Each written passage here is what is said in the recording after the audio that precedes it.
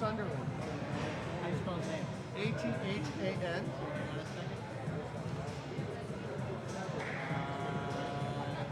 Sorry, A-T-H-A-N, yeah. Sunderland. S-U-N. S-U-N. D-E-R. L-A-N-D. We're not on camera, right? Unless you want to be. Nope.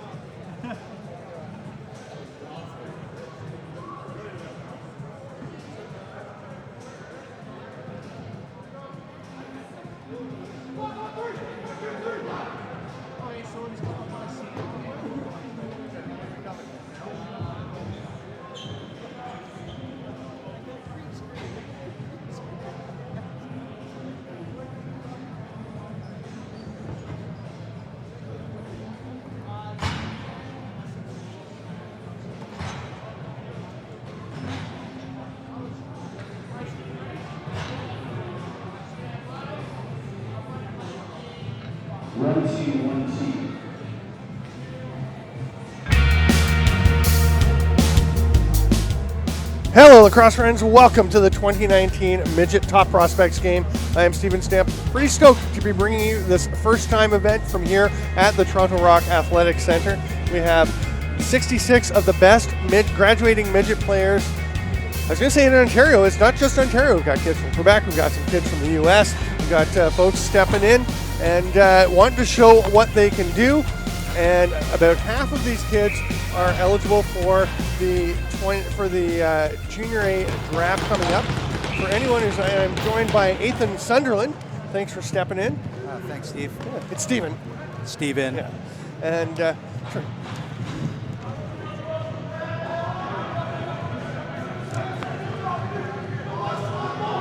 So for anyone, as we get started here, we have Team Palace is in the gray. They just had their first possession. They're going left to right, coached by Johnny Palace.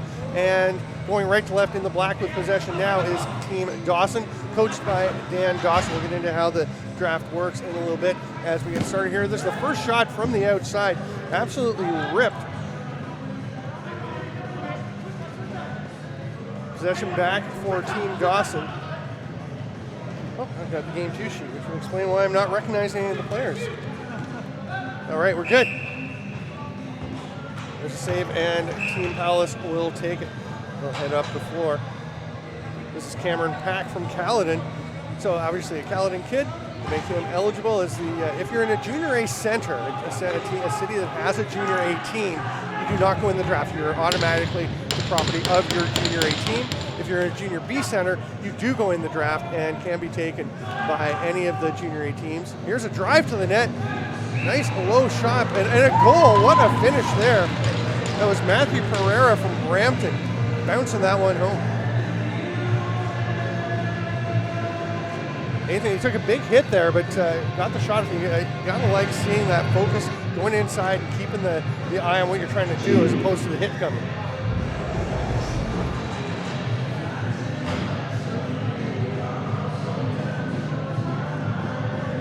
Oh, and we've got a replay here. Sorry, it's just kind of behind me here.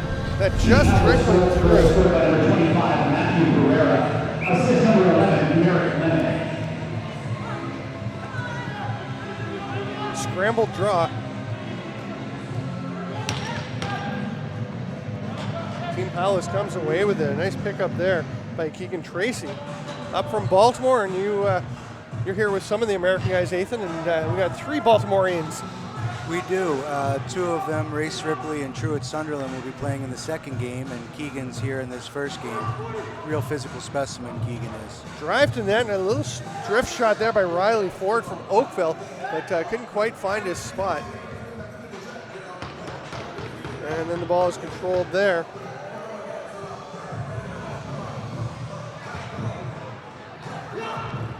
I believe that's Dante Mancini starting for Team Dawson in net. They have 2 goaltenders. There are 6 goalies in the 2 games today. And 60 runners, 15 per team. Here's a breakout for Palace. Ball's picked off, though, scooping it off the boards there was William Gendron from the North Shore Kodiaks, another program that is a burgeoning group as up on the North Shore of Quebec. And They're a junior C team, but Gendron is stripped, or sorry, that was Billy DeDonna from Ganawage gets stripped. Nice defensive job by Tyler Beecraft from Guelph. Beecraft known more as a scorer, so it's interesting to see him coming out the back door today. We'll see what he can do in transition. Here's a chance to drive it in the net as Matthew Collison hands it off, and that ball is stripped.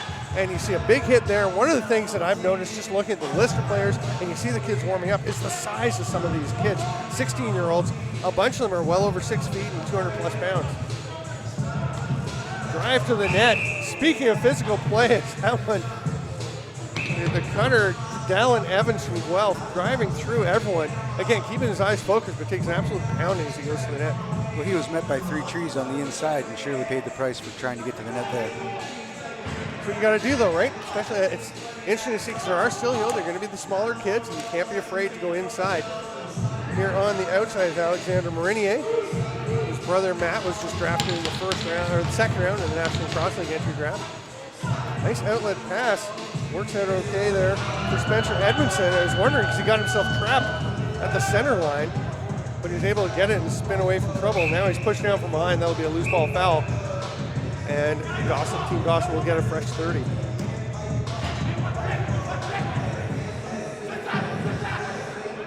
Nice little pass. Cody Colson's going to have to go pick it up.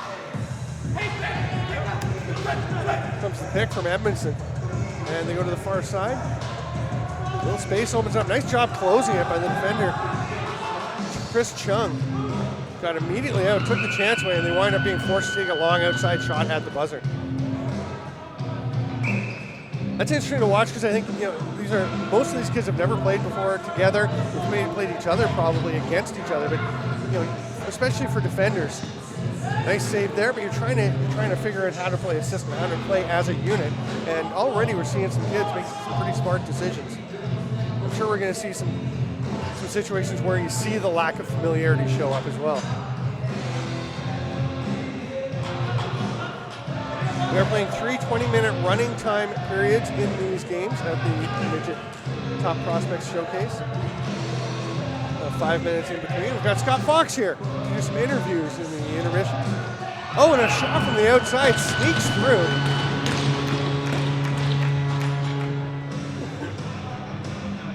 Trying to check the number there. We have Gavin Thibault from Halton Hills. Just a dead overhand. And, you got the replay, Nathan, right here.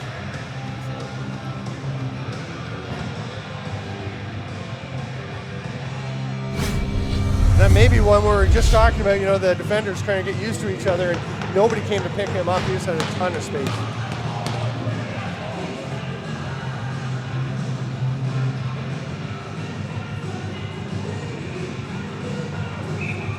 We got Elijah taking the face off of Team Dawson.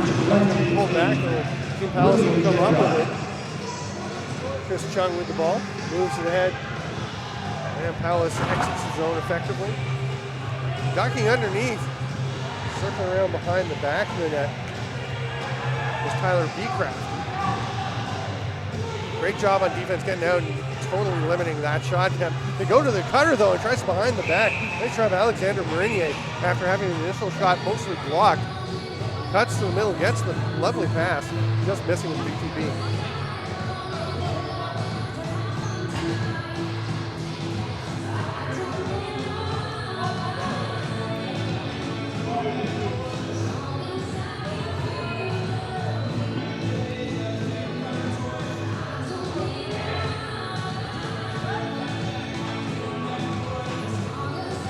After that last goal, Stephen, you can really see Team Palace trying to take more control of the middle defensively there, and they're starting to find their spacing pretty nicely. And that'll be one thing the coaches are looking for. There are a lot of Junior A coaches. I think most of the Junior A teams in Ontario are represented here with members of their coaching staff. They're going to be looking for how people adjust. Nice save there by Ethan Bratton, the goaltender that was Dante Mancini. No, actually, it is Ethan Bratton in for Team Dawson, I believe. I have to double check that. Alan Sang just dropped by, but he's listed on the other side. Okay, yeah, that is. Okay, yeah, that's Bratton there.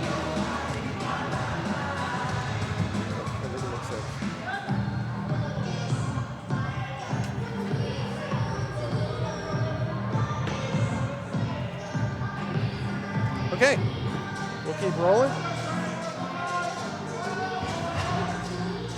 Team Palace, there's a nice little sidearm shot. It was ripped just a bit high by William Sheehan, the Oakville product. Palace gets it back though, scooped up there by Eric Acton from West Durham. Home of the Ironheads, hands it off, and Matthew Collison from the Beaches, two-time box nationals champion. Gets the ball, hands it off. That bouncer well wide from Jeremy Capella.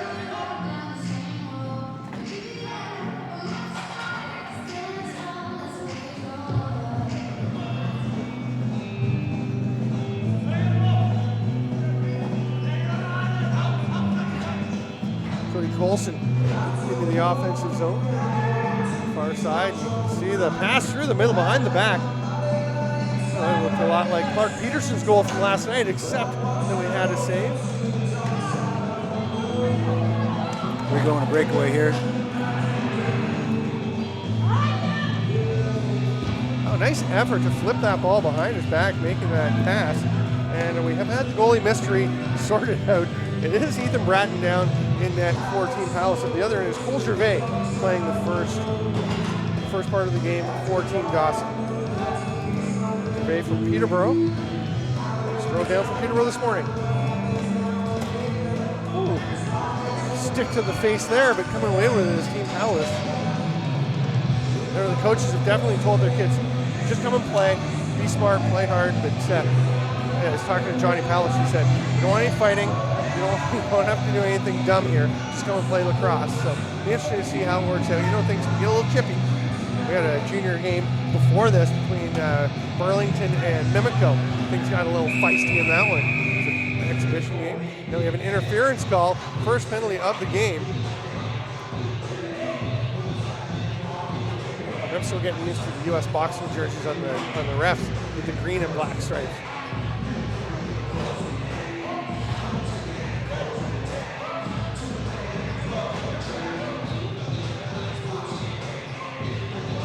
Team Palace penalty number 23, Pete Cullen. So power play for Dawson. Let's see what they can do with it. Lucas Dudemain started things out. He's up at the top quarterbacking. Pass pops away. It's scooped by Cameron Pack. He's taken off. Oh, nice wheels to get ahead of the man checking him. And the low shot, that one is stopped by Gervais. Great hustle though by Pack. Nice pickoff. And then off he goes. Dawson sent it back up on the power play. Dudemain back at the top. Hard rip from the outside. That Caden Fidelford shot off the foot and up out of play.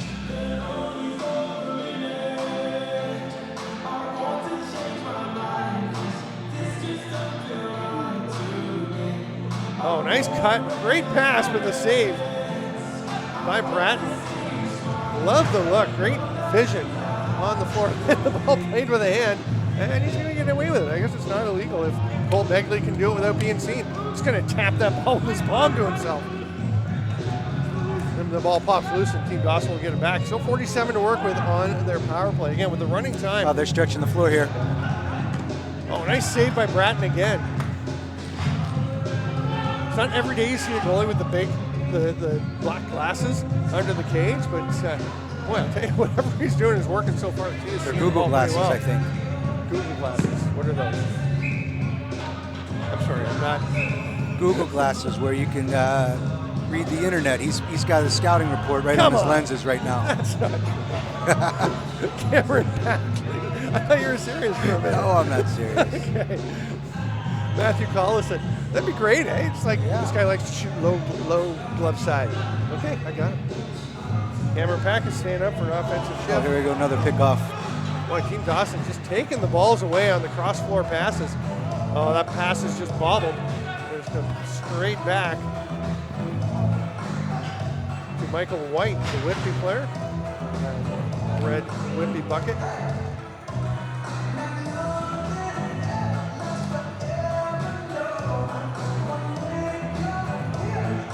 About 8:45 to go here in the first period as Dawson gets through around the world.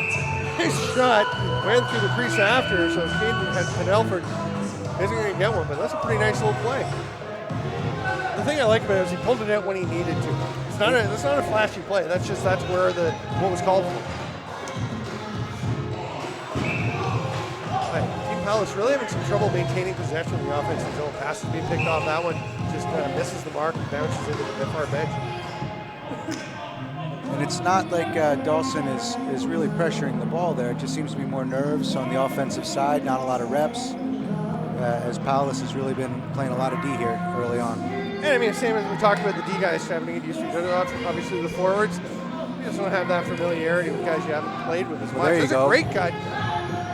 Nice catch on the run by Phoenix, pulling from Brampton, gets the shot off, and it is turned aside by Gervais. Outlet pass. Hold it down. It was got to Elijah. Probably a good decision. Thought he had the guy kind of open on the far side. Cuts underneath. Nice shot decision by Dallin Evans. Just didn't get that one where he wanted it all. He went right to the belly pad. Nice step aside there. Ben Baker from Brampton will clear the ball up into the offensive zone.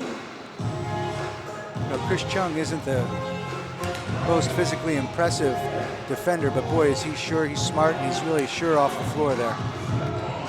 There's a drive towards the net. Held by a couple of the big defenders, the ball pops away.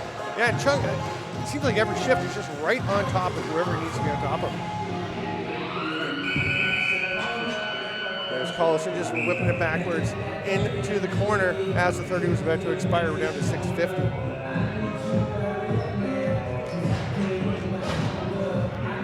And I just checked, and we do have a score bug, so I don't need to tell you. So you can see the time. And the score, which is 1-1. Oh, nice little pass, little look-away pass that just tips off the edge of the stick of Cameron Hessens. Good Lucy there by Keegan Tracy. Yeah, Tracy, one of those big kids. He's one of the Baltimore guys that you've talked about. We're going to talk about that a bit more later, but just the programs that are going down there. We're going to talk a bit about Dave Huntley, so we'll make sure you stay tuned for that. Oh, nice save. A great drive from the net. I am digging Cameron back from Paladin. Coming into the back door, but showing some skills at both ends of the floor. They're getting looks inside. There's another one as they cut through, and that one's off the post. Nice job there, actually, by Merrick Lemmy from Holton Hills to just get the defender on his back and allow him to use the hit to actually propel him into a shooting spot. I mean, if you're going to get hit, you might as well use it to your advantage if you can. Here's a 2-on-1. They go back door. It doesn't quite connect. Nice idea by Phoenix Mullen. Couldn't quite connect with Riley Ford. Here's a breakout pass. Man off the bench coming to check him. Does a pretty good job, and it's just enough to stop that one from going in. Excellent outlet chance for Eric Ward from Brampton.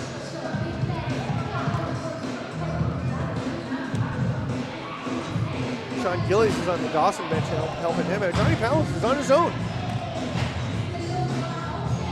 Have to find himself an assistant. Both coaches will be coaching in both games, so they actually ran their players through some warm-ups and that before over on the concrete pad behind us on the other side of the arena here. Toronto Rock Athletic Center.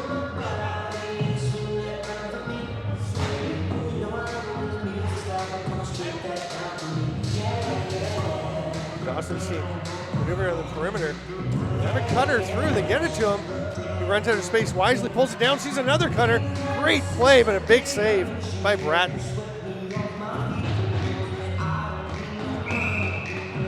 Well, Cody Colson dropped the ball, went back for it, paid the price, took a big hit, but he will get possession. And Dawson will start up with it again. Good. Nearing the 4 minutes to go in the first. Nearing 4 minutes to go here in the last down. There we go. All right.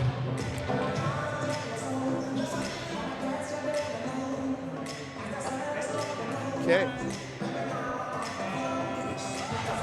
All right. Okay, are we back? Okay. Sorry, folks. I can't hear, so I can't tell. I'm out. Okay. So there we go. Anyway, so just trying to make sure we're all set. And we missed the goal. And number 20, Lucas Judah.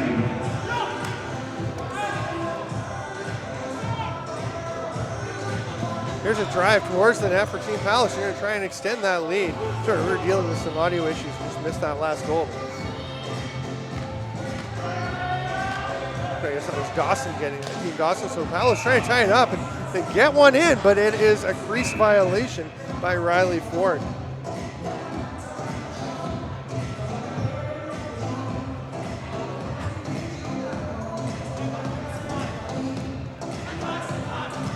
All right, I think it might be,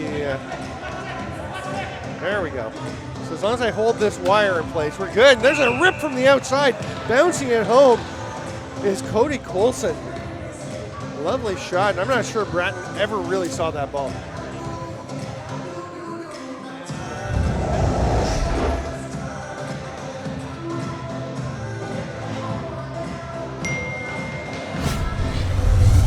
Team Palace really just giving them too much space up there, straight away, using the floor.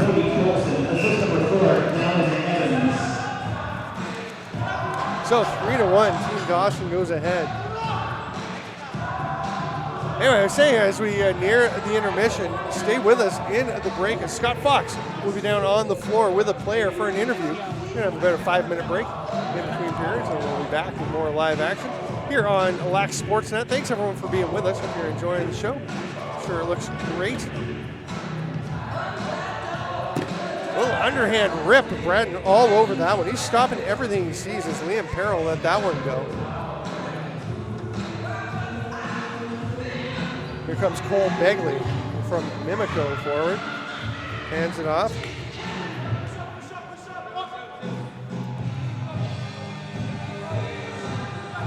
Jeremy Capella from the North Shore, number 19, had it. And now fighting through some traffic. Managed to get a shot off. It goes wide, and they're going to run out of time on the 30. And Team Dawson will look to see if they can get to run with it. Team Palace went with 4 lefties on that shift and never really got anything started. That'll make it tricky when you get those lefties out. They've only got, well, I mean, they've got some transition players, but Team Palace with 3 lefty forwards. So obviously had everybody out, and one of the transition guys went up. And that is one of the tricky things. Obviously, again, you're playing with a bunch of guys you haven't played with.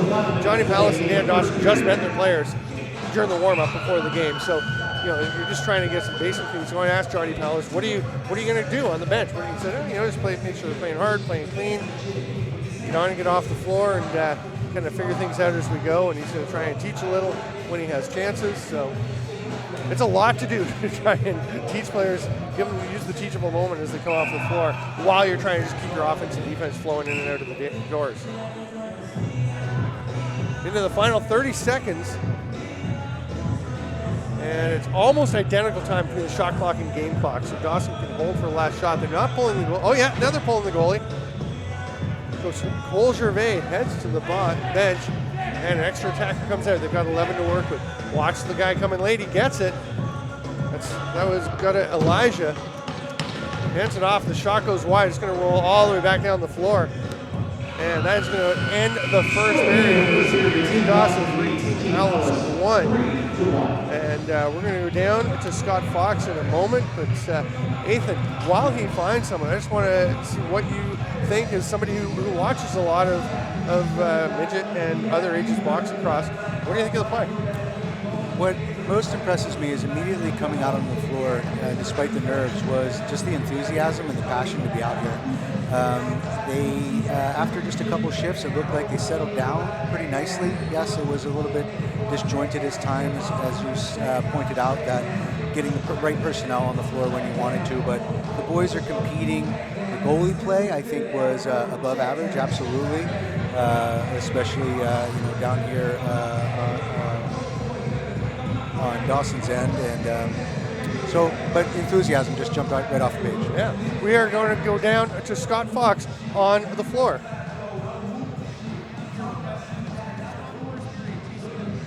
I'm seeing that everybody's getting their groove. Everybody's just feeling themselves. We had our sticks moving before with the quick practice. Now we're just rolling. How hard is it to find chemistry with guys that you've really only played with once before? It's honestly not that hard. Everyone knows their role, how to play. Now we're big boys now. We know how to do it. Thoughts on the event overall? was a wonderful, great event. So happy to be invited. Just a great experience overall. Thank you very much, Dallin Evans. Guys, back to you. I like that. Dallin Evans saying, we're big boys. We don't need somebody holding our hands to come on off the bench and figure out some of the basic things. But these are the chances you're getting right now. Dan Dawson is down on the floor doing some teaching, and Johnny Palace has his guys around him. So I'm sure they are soaking that up. We are going to take a break, and we'll be back in just over 3 minutes at the 2019 Top Prospects Showcase.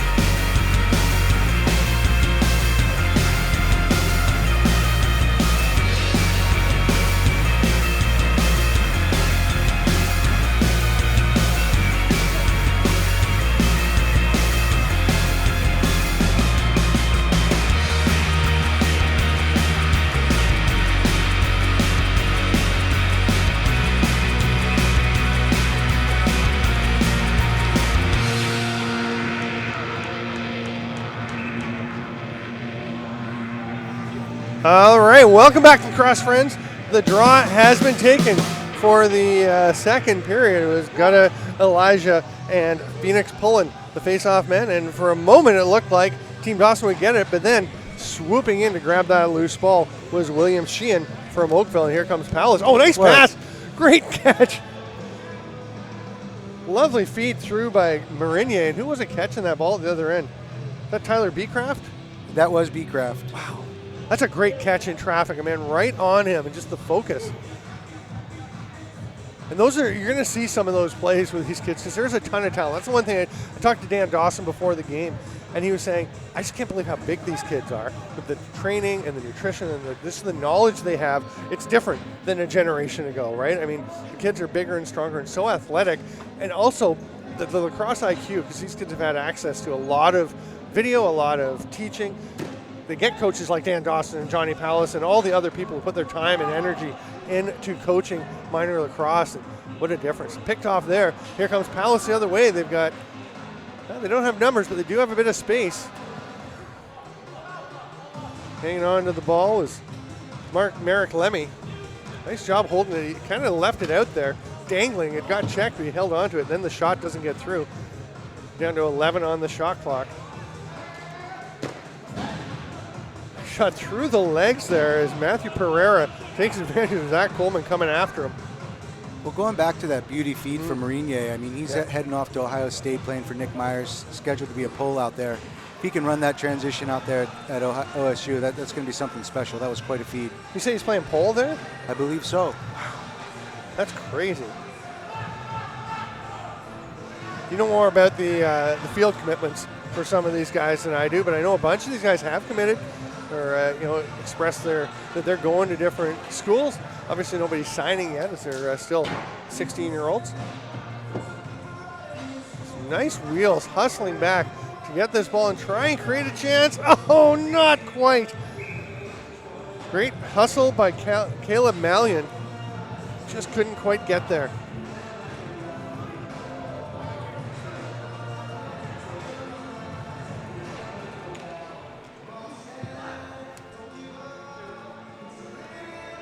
Pass didn't quite get through.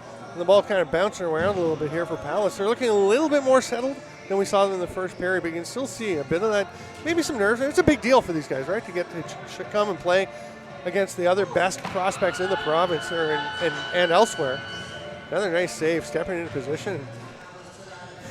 Nice check attempt there by Phoenix pulling, but just running through it was Zach Coleman.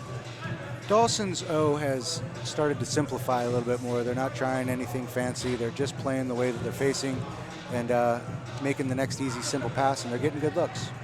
Speaking of. Yeah, Dallin Evans, smart decision. You can see the pick and roll, very well defended, which is a tricky one for the defenders, again, not knowing each other. And Team Palace, great job on the pick and roll defense. So Evans just lets it rip from the outside. Bratton was all over that one. So the goalie's staying the same. It's Cole Gervais in net here for Dawson. Now to our left, making that save. Is the only, he's one of the two goalies. They do also have Dante Mancini. I assume he'll come in midway through this period, but Ethan Bratton is it for Team Palace. He's going the distance.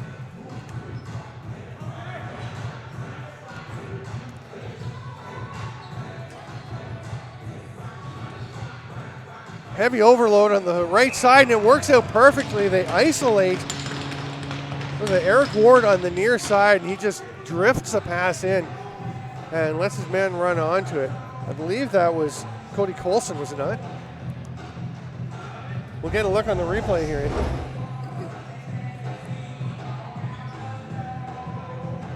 Yeah, it was Colson on the give and go, actually.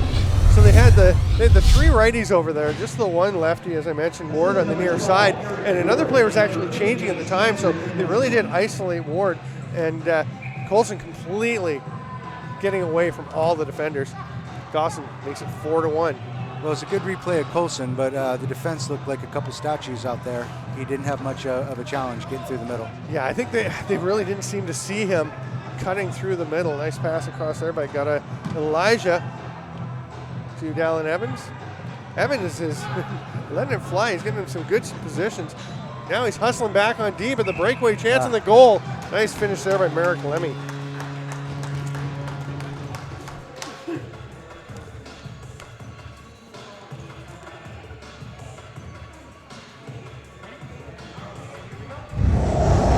Another look at that one, Ethan. Team Palace goal scored by number 11, Merrick Lemmy. Lemmy, it looks like he was given the full left side of that goal. Given the full left side, decided to go short side on it and snuck it in there in the top right. He knew that Cole Gervais was baiting him. He was baiting him. Now, for folks who aren't that familiar, if you say you're more of a field person, you're seeing the big goalies and the little nets, and you think, how do they ever get shots by? These guys are very talented, and the idea is you don't take the thing the goalie's giving you necessarily, because he's going to take that away. But the baiting means he's just giving you something to shoot at. In that case, he didn't give much for William Sheehan to shoot at on the rebound, makes another save, and here comes Team Dawson back the other way.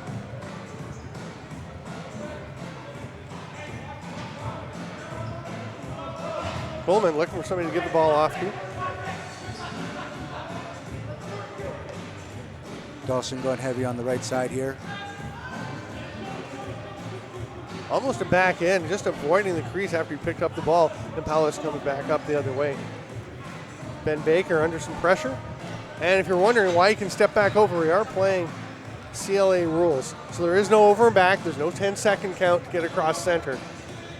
It's a little bit different than what you might be used to if you're used to watching NLL games. That pass gets away. And it's a race to the ball picked up by Team Dawson. It's a 2-on-2. And Palace is going to be the first to get their other players out to take away any transition opportunity.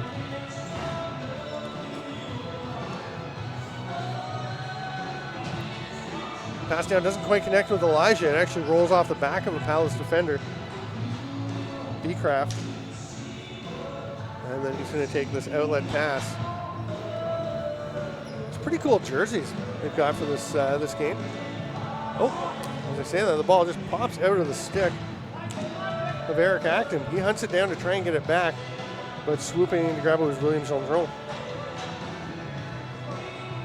Gendron with some pressure. To get a pass across. I like that play because he didn't worry about making a perfect pass. He knew he had a lot of trouble where he was, and there was space where he was throwing it.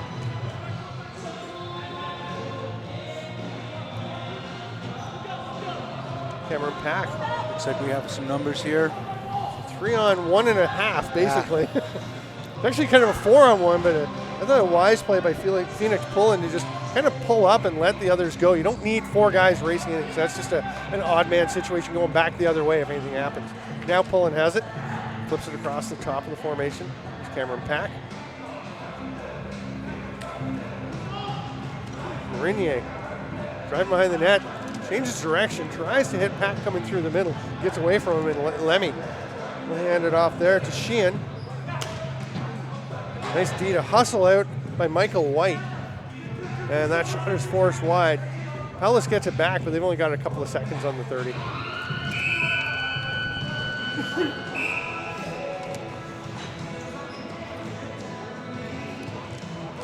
Near the midway point here in the second period of the first game of the 2019 Top Prospects Showcase. Midget aged players, 15 and 16-year-olds. Tap on the top of the helmet. Lazy transition there almost cost Team Palace. They're trying to get the offense all set up, and nothing really there. So Eric Acton kind of looked at all of his options, didn't like any of them, so decides to just let it rip, and it gets through the legs of Gervais. He put that right over his shoulder, over this defender's shoulder. I can't say that. Let's watch the replay here. Yeah, it looks like Gervais picked it up a bit late. And that'll be it for Gervais. Now, he's not being replaced because he gave up that goal. We are nearing the midway point. So Dante Mancini will come in and take over and play the second half of the game. That's actually kind of a shame for Gervais that it worked out that way. They did come out on a goal. If you're going to be switching up anyway, it's nice to finish up with a save.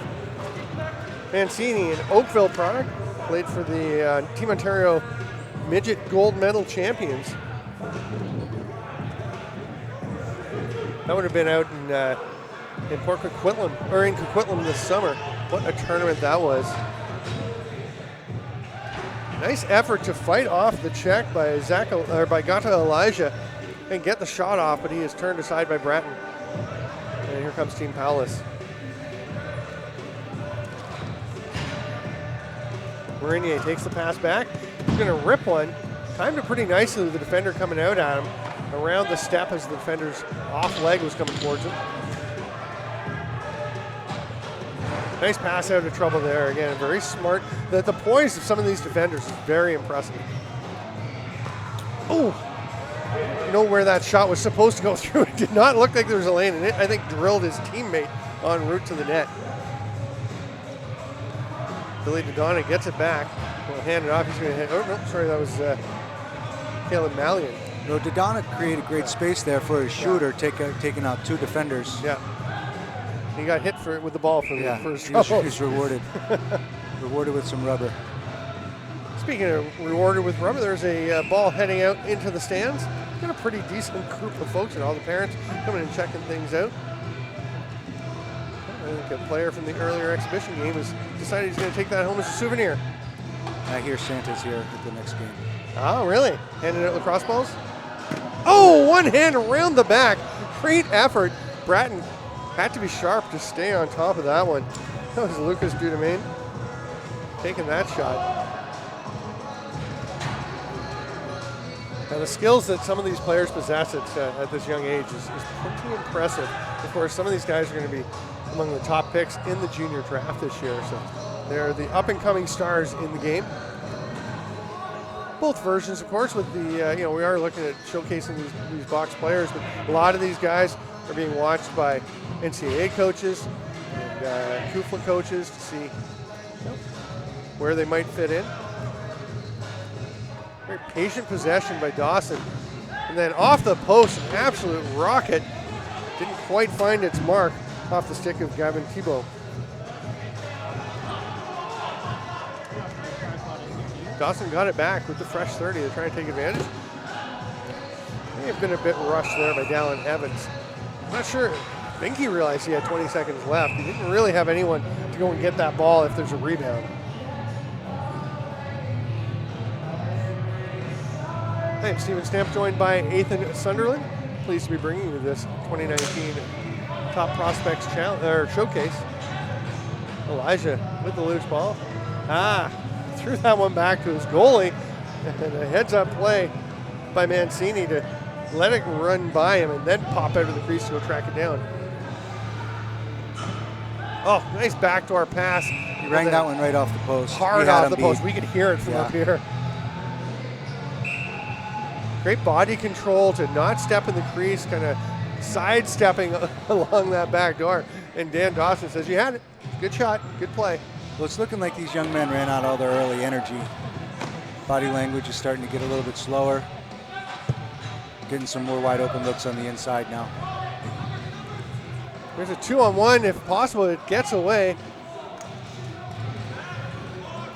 I like that job by Riley Ford to take a look at what was around him and where he needs to go. Gets it through, makes the pass up to stop by Mancini. And it's a fresh 30 for Team Palace.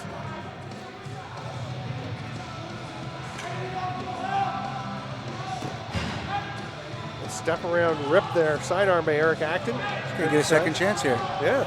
Now, we've got 4 lefties again for Team Palace. Right. A bit of a change-up. And Mancini had to adjust, but makes that save. Outlet pass finds Zach Coleman. He's got the trailer. That's the guy to go to. Oh, nice pass, but it just popped away from Essenza.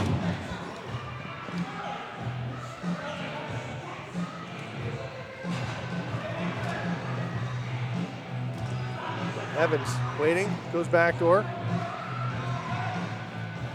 That shot blocked by a defender.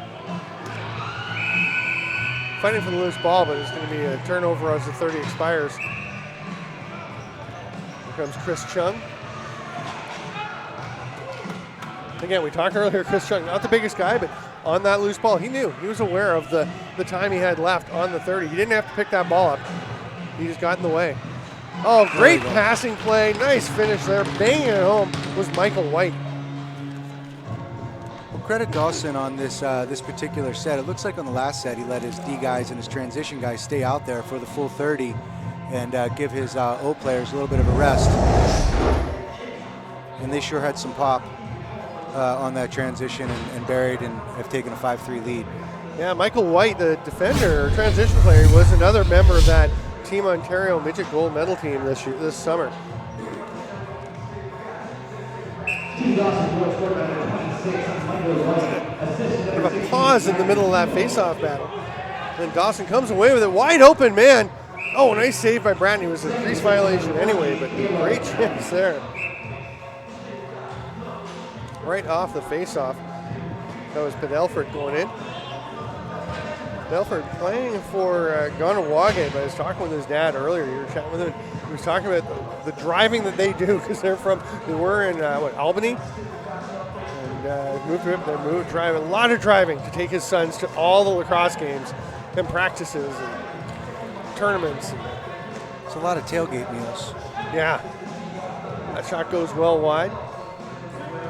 I want to talk a little bit in the intermission. We'll let Scott Fox do his interview, and then you and I can talk a bit about the league that you've started in the travel-based group that you've got going on. Here's a chance coming off the bench. They feed it through. He got a little too far past. It was a nice job defensively, I think. I'm not sure how aware he even was, but great job being by Tyler Beecraft to be where the runner couldn't really make the initial pass. That's a big hit on a loose ball. That's not going to work. No. Just a possession call, no penalty. Evans gets handcuffed by that one, but will track it down. Oh, what a bouncer from the outside. A little bit of a change-up angle by Cody Colson. Colson, an interesting guy. He plays goalie in field lacrosse. So he's like a Matt Vince type, where Vince is the goalie in boxing and a long pole in field. And plays Reardon too. Well, he knows where to shoot. He put that right on his hand. Nice bouncer, near side. Oh. Ethan Bratton just looked up to the sky after that. He's like, oh, he got me. Nice job by Colson. Yeah, I guess Blaze Reardon's probably the better corollary because he is the goalie in field, of course, and then playing forward. And I'm sure Cody Colson would be pretty happy to get to where Blaze Reardon is right now, playing in the National Lacrosse League. He's a solid lefty for the Philadelphia Wings. Won a bronze medal with the U.S. at the World Indoor Championships in Langley in September. That was an exciting tournament to do that. Big hit delivered. Nice job by Gavin Thibault. And Dawson's going to run the floor. I'm guessing Team Palace said we got to get some more balls to the inside. Yeah. And we've seen a couple players now either looking for the pass inside or actually taking it themselves off of a pick.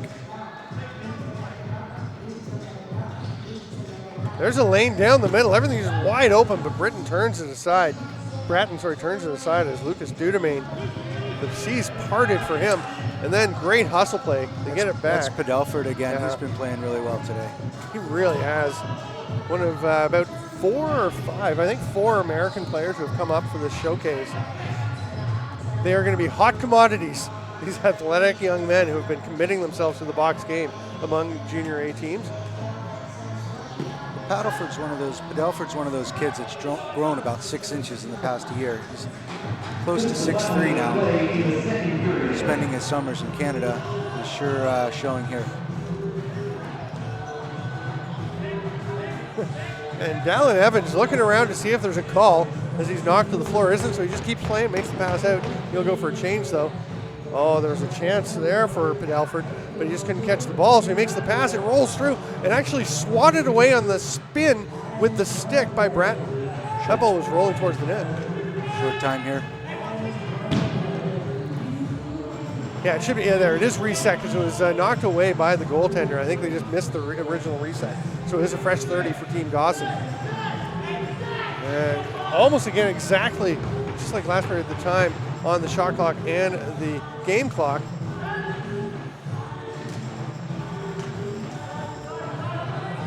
Delfer gets handcuffed by that. He's been out there for about a minute. He's looking a little tuckered. Here's a chance. Will they get a shot off in time? They do, but the nice save by Mancini. Perfect timing, but it is stopped. So Scott Fox will be grabbing a player on the floor. We're going to let him go, and then we're going to chat a little bit, but stay with us.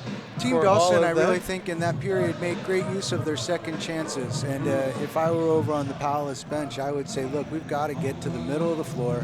We've got to look for our rebounds and bury some of these shots. And but you know, it's a 3-goal game, 1 period to go. I could see Team Palace really bouncing back here and making it nip and tuck down the stretch. One of the things, the corollary, of course, is not letting Dawson get those second chance opportunities. We're going to go to Scott Fox on the floor. Okay, we're down here with number 11, Merrick Lemme from Team Palace. Merrick, what was Coach Palace's advice before the game? Keep the D guys low and just get the shots low on this goalie. He jumps his shoulders, so shoot low. Okay. Is it weird playing with a bunch of guys that you've played against all your career? A little bit. I mean, I play in Rock Elite, so we do that sometimes, but it is pretty fun, though. I do enjoy it. Okay. Down 6-3. What does it take going into the third? A lot of hard work. Got to get the ground balls. Got to just outwork the other team.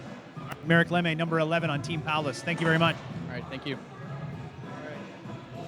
Thanks, Scott and Merrick. I am Steven Stamp with Ethan Sunderland. We're going to take a break for about 3.5 minutes, and we'll be back at the 2019 Top Prospects Showcase here at the Toronto Rock Athletic Center on Lacrosse Sports Network.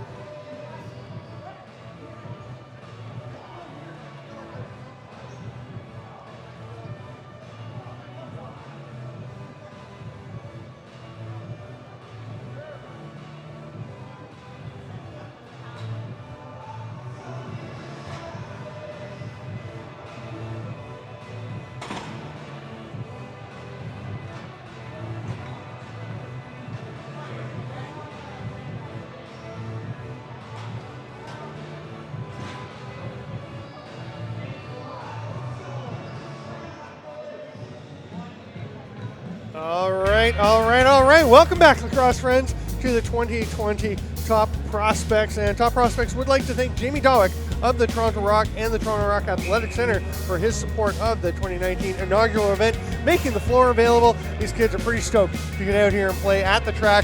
It's a big deal for these kids, especially the kids from around here, to be facing off on a Toronto Rock logo. Obviously, the team doing a lot for the game. And so thanks to Jamie and his group. I'm Steven Stamp with Ethan Sunderland. It's 6-3 Dawson.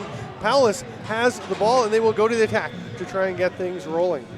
Well, Sheehan really battled there. I'm guessing that Palace in the locker room talked about being a little bit more aggressive. We can see right out of the gates, battling for that Lucy, getting a shot, a rebound, 2 chances inside, and now a goal. That's what it leads to, is that great opportunity.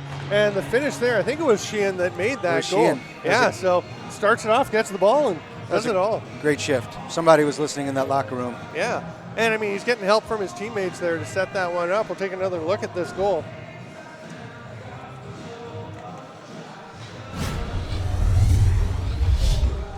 That looked a lot. He looked a lot like Jacob Rouet on the crease there, and he scored a goal last night. Same thing, just keeping the toes tapped down and solid outside the crease as you lean in and tap the shot home. And I'm a big Jake Rouet fan, so it's high praise to look like him scoring a goal. I think everyone's becoming Jacob Rouet fans at this point.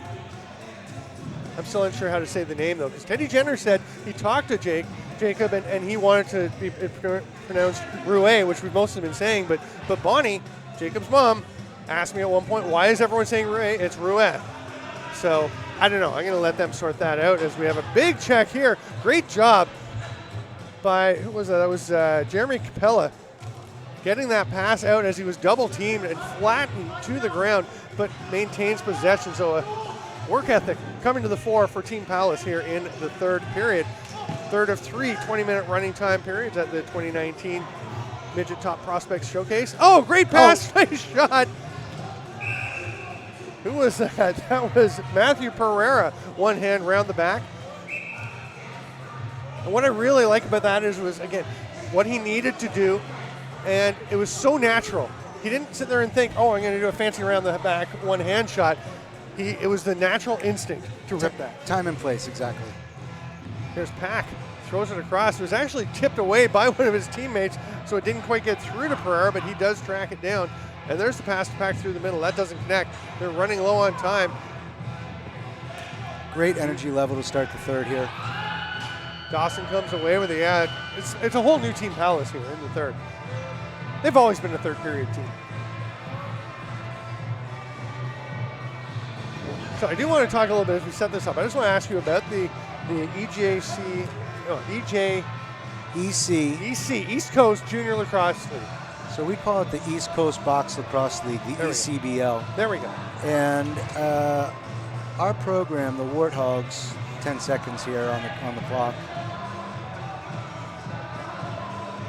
Defense really locking off here, trying to limit the chances, and will do so effectively. Now just 3, and the shot clock's going to expire as Palace comes up with it. Here's a transition opportunity. We'll get back to the Warthogs in a minute when we see what Palace can do. Going to the net hard, but wisely pulling it out was Beecraft. They're going to slow things down while he's got his cohort coming out. Matthew Collison with the shot from the outside, no problem for Mancini. So the Warthogs. It was the vision and with our co-founder, Coach Dave Huntley, and he wanted to, as he shared with me, not let 40 years of lacrosse experience be wasted or travel with him. Nice shot goal. On the run, bouncing it home as Lucas Dudemain finds a little hole between the legs of Bratton, and that was just a little bit of help from his teammates to open some space, and then Dudemain does the rest, just running into a spot where he can let one rip. So Coach Hunt's had what a nice shot. Yeah. Coach Hunt's had a vision for true Canadian box lacrosse in the United States. He started it, had a vision for Canadian-style league play, and together with the Canadian community in Baltimore since Dave's passing, has carried that legacy, that legend, that vision, and the East Coast Box Lacrosse League now in its inaugural season couldn't be going any better with absolutely competitive play and great Canadian spirit. I think what Dave said is he always said a set of rules doesn't make a game, culture makes a game. And in the United States, that's been one of the trickiest components about expanding box lacrosse. Transition chance doesn't quite lead to a shot. That pass kind of just drifted through. And but yeah, Dave Huntley was just he meant so much to so many of us in the community, and it was so tragic when he passed. And I wasn't the closest to Dave. I mean, I knew him, but I dealt with him on some things, and what a great guy. I still remember the last conversation I had with him. He just said, "Hey, if there's anything you need, just give me a call." And he meant it. Yeah, he meant it 100%. I mean, he had those conversations with everyone. And I've always said, I feel like that was probably the last thing he said to pretty much everybody. If you need me, call. Here we go, a 2-on-1 break. Oh, nice try to pull it back down. Smart play by Edmondson to fake the pass and then make the pass across, but it was a bit low and actually handcuffed his teammate on the far side. But yeah, and I mean, the work that Dave Huntley has done in both field and box across, but living in Baltimore, for years and years, I know it meant the world to him to keep the game rocking down there.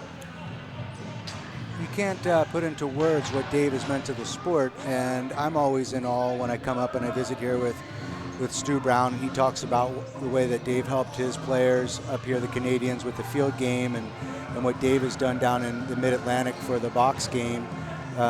His legacy is everywhere. It's international, it's global, now with the Olympic efforts, and he was always a player's first guy.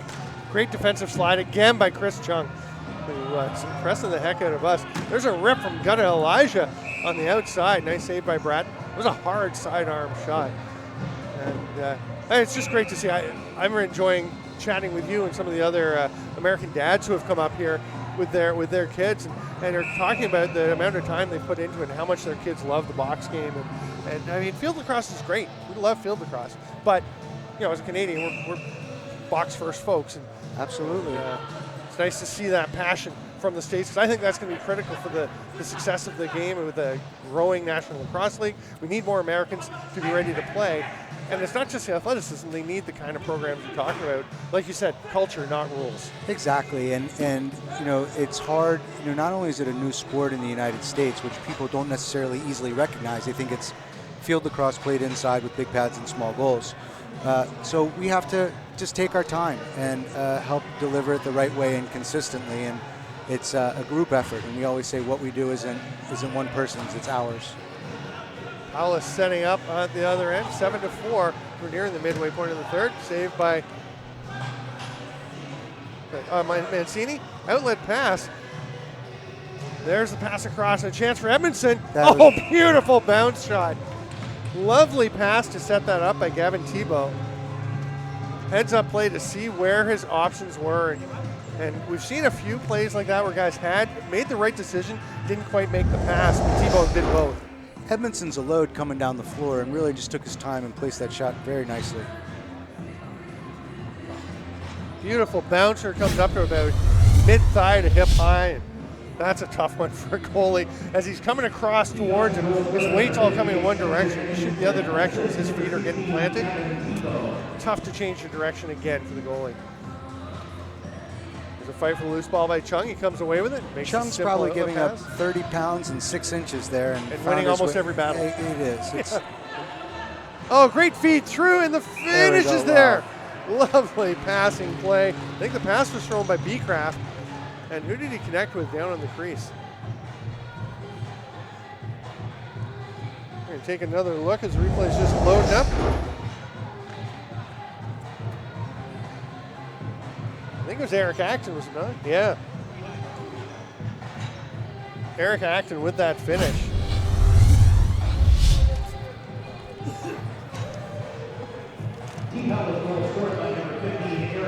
Yeah.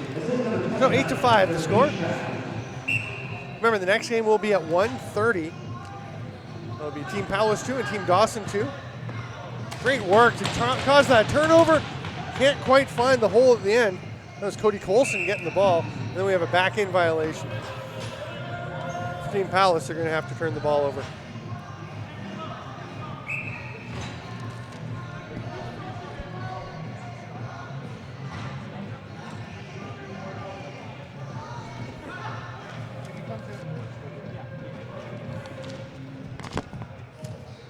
battle along the boards. Team Dawson hanging on to it. Dallin Evans taking a pounding. He doesn't seem to have any fear. Again, not the biggest guy. Listed at 5'10", 140 pounds. Now, that was before they did the measurements. They did a combine today. All the players went through some physical testing, so height and weight measured, and did a bunch of combine elements to get some measure of their athleticism. But there's a shot on the little sidearm on the step by Marinier. I like the decision to go early O there. Yeah.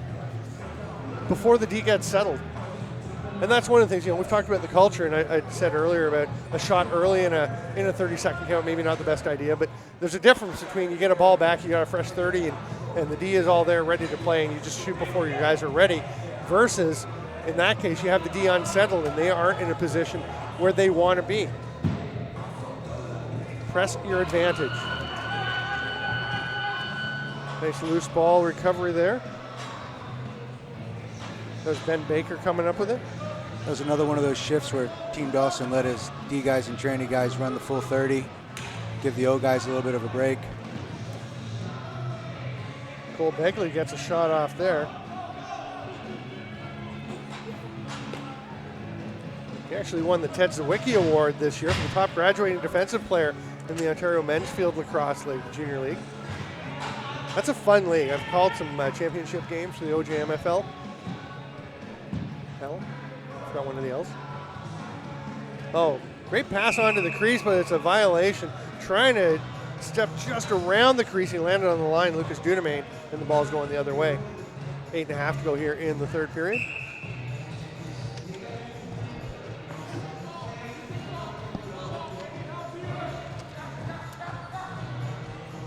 Alice setting up.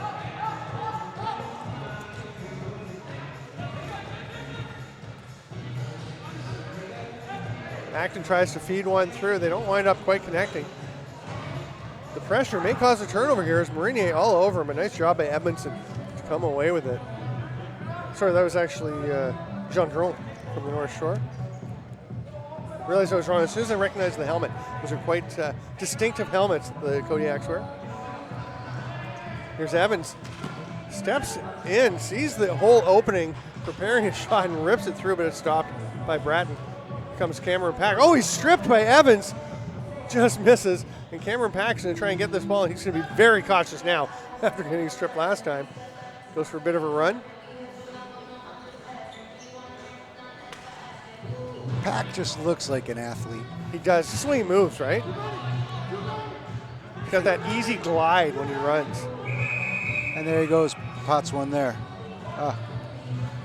Yeah, that's too many for Team Palace. The referee just kind of looked around and was like, hey, there's 6 of you out here playing offense. So again, if you're used to that being a penalty, it is not in CLA rules on offense. It's just a possession call. On defense, it is a penalty.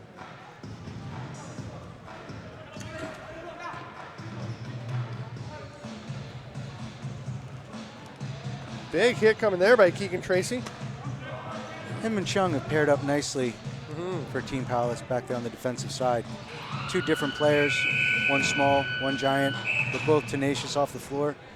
Interesting, the combination, right? As Chung is just so good with his footwork and getting on his man and kind of channeling him somewhere. And in this case, he can channel him right to Tracy, who can just flatten him. Keegan Tracy, listed at 6'3", 215. His dad, Stu Brown, I think, was saying, no, he's actually, or no, was it you saying 6'4", 225? Yeah, he's a big kid. He looks like an NFL tight end with a lacrosse stick. Yeah, 6'4", 225, that's more linebacker in the NFL. Well, not at 16. No, true. You said NFL, though. So I was just picturing, Travis Kelce, the prototype, right? Palace comes into the offensive zone. Just under 6 minutes to try and make up the 3 goals they trail. Of course, not really about winning and losing in the Top Prospect Showcase, but these guys are competitive, and they may start out just thinking about just playing, just showing your stuff, but anytime you're in a game, you want to win. Here's a chance for Team Dawson. Smart decision. Yeah, his man had kind of run himself out of position for the pass as Padelford was looking for something, and Liam Perro decided to just take it himself. Couldn't find the spot he was looking for, though. That's always disappointing when you get yourself into a good position, get the shot off, you know exactly where you want to go, and it just drifts away from you and hits the goalie right in the belly pad. I'm quite familiar with that. I see a lot of holes that I know I can hit. I seldom hit them. 5 minutes to go here. Palace on the offense once again. Phoenix pulling, hands it off to Merrick Lemmy, who's down with Scott Fox. There we go. Periods. Great job stepping into space. Again, though, couldn't quite find the spot. Turnover, quick turnover, see if we can finish. Oh, another big save by Mancini. It was Collison coming away with that ball and getting the shot off. Ball gets up out of play, fresh 30 for Team Palace. Lemmy did a great job there interfering with the quick clear, quick outlet. Another Collison nice tried to save by finish. Mancini. He's seeing some shots. Yeah, this is a kid that I think that Oakville folks are pretty excited about as a prospect. Of course, the Oakville Buzz just becoming a junior 18 this past summer, moving up from the junior B ranks. And they immediately became competitive. Well, not immediately. It took them part of the season, it looked like, to me, watching them play. They seemed a little bit overmatched early on as they got used to the level. A lot of the guys come up, and then they played very well. I mean, they got Troy Quarterly out there involved coaching, and I mean, a lot of positive development out of Oakville. That shot kind of rattled around the wickets of Ethan Bratton, but it did stay out. Not to be master of the obvious, but you cannot overstate the importance of solid goaltending in this game. It's so deflating, right, when your defense plays everything properly and the ball goes in, and everyone just kind of looks like, oh, you don't want to blame your goalie because goalies do a lot of work for it. It's not a glamorous position, but yeah, it can make or break you. Shot clock running down, and you can hear the Palace bench calling for somebody to come to the bench and get a defender out to avoid giving up a transition chance. And again, yeah, Chris Chung, he's just there. He's in position. He's reading what's going to happen and not going where the ball is. He's going where it's going.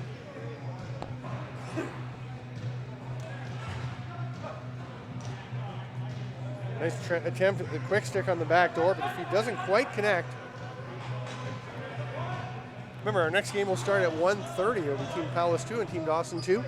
I'm Steven Stamp with Ethan Sunderland. We'll be back bringing you more of this Top Prospects Showcase. And Top Prospects would like to thank Powell Lacrosse for their support of the inaugural showcase. All team uniforms designed and produced by Powell Lacrosse. Each player received a Powell gear pack, which included a Powell head, mesh kit, socks, shorts, and a shooter shirt. So thanks to that group. it's a nice save there. Routine. Yeah, Bratton making it look easy. Dawson taking their time with the fresh 30. Great aggressive defense there by Phoenix pulling, coming back to this end, and then the trail check runs him into his teammate. And yet they cannot get the ball away from Dudemain until 7 seconds remain in the shot clock, and he's got gear dangling out the front of his jersey by the time the triple team is done with him. Looked like a masochist out there.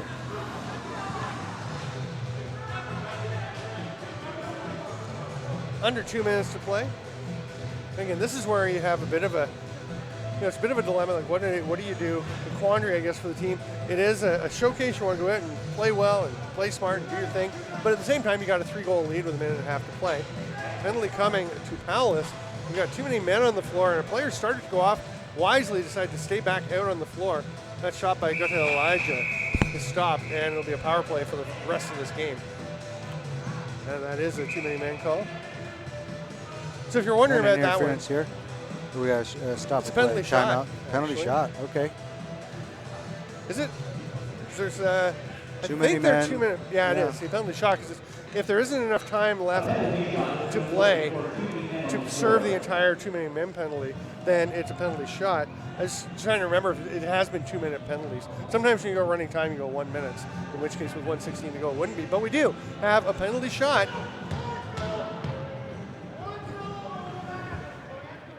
Who's coming out to take this? Is it Sheehan?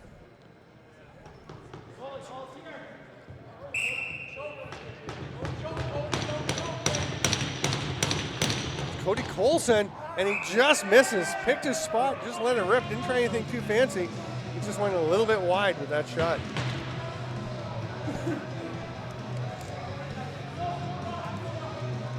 So we'll have a face-off after the unsuccessful penalty shot, and the clock should get running here. 1:16 to go. Here is that opportunity. You see Colson. Oh, he had his spot. He thought he was going to get it.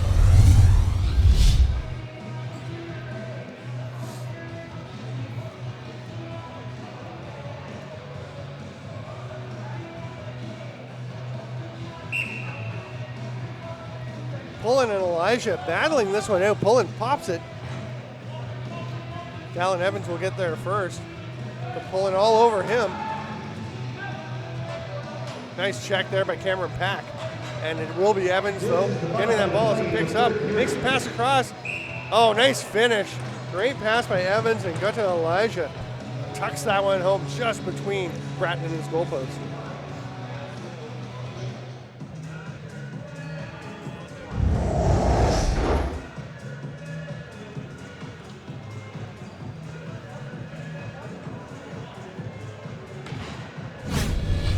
That behind the back fake to draw to slow the defender down as he sees the ball. Looks like he's going behind him, and that gives Dallin Evans a chance to pass in front of the defender and actually make the simple pass. 18 seconds to go. Team Palace will see if they can get one final chance to score here.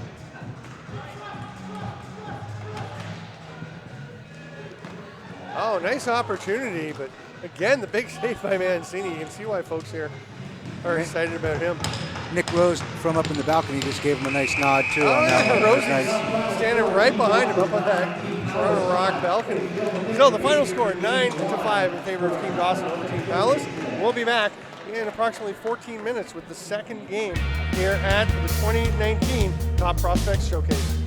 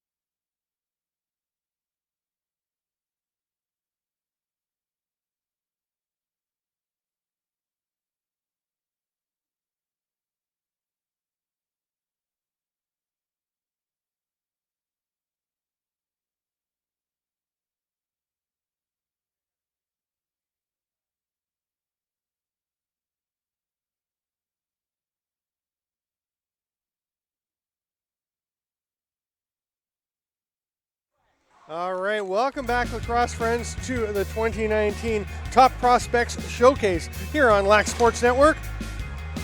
I'm Steven Stamp, joined by Ethan Sunderland. This is game 2, about to start. Team Paulus 2 versus Team Dawson 2. Yep, the teams are coached by Johnny Paulus and Dan Dawson. I do know who Dan is, don't worry. Here at the Toronto Rock Athletic Center. Thanks once again to Jamie Dawick and his organization for making the turf available. And Ethan, we saw a pretty interesting first game, a lot of talent, a lot of really good things happening, and a lot of challenges for these kids getting used to each other with kids they don't know. I agree with you. As the game settled, the kids became more fluid in their defensive sets as well as in their transition and offense. And if we thought the first rosters were young men of great size, the behemoths on this page are really jumping off of them. Yeah, if you go down the list, there's a bunch of kids who are, as we said, north of 6 feet and 200 plus pounds. I mean, again, these are 16-year-olds. They're graduating midgets. About half of the players here are eligible for the Junior A draft. If you're in a Junior A center, you're not eligible for the draft. You automatically become property of that team. If you're a Junior B or Junior C kid, then, or you're from a Junior B or Junior C center, then you're eligible for the draft. Here's the first turnover of the game, and Team Paulus will rush into the offensive set. Jabe Verbeek hands it off, gets it back from Jake Darlison. Look at the speed of play Paulus' team is coming out with in this first period. Something that was different from his in game 1. That's what jumped out at me too, just how fast they're going.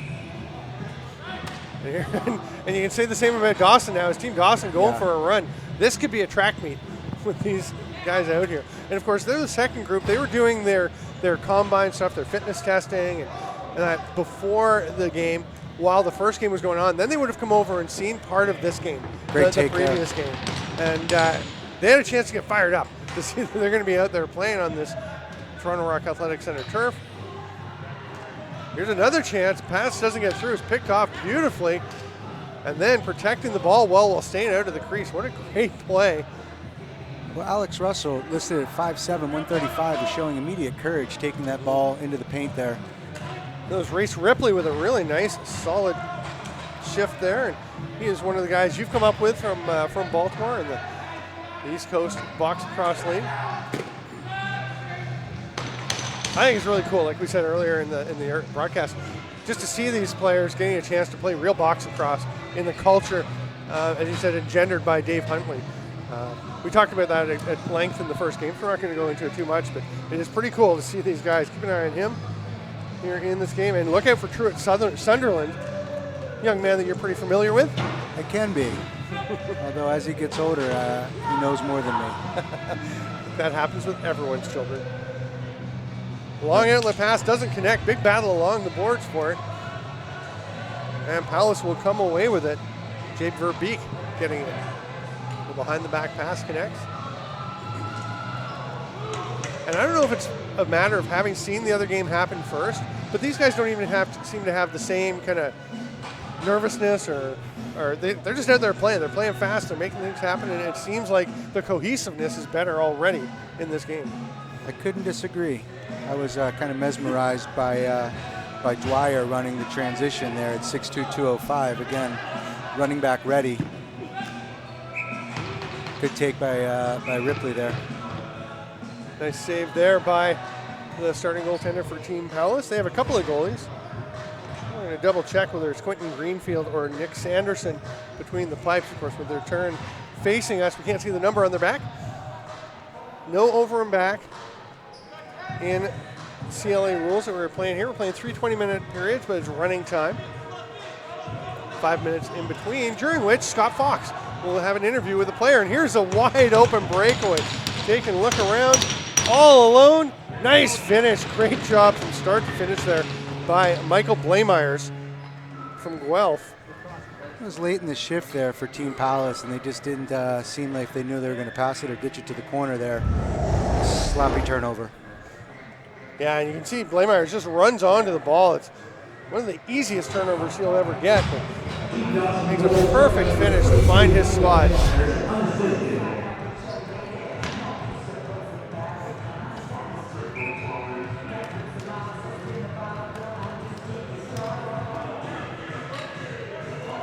Here's a chance going the other way for Palace.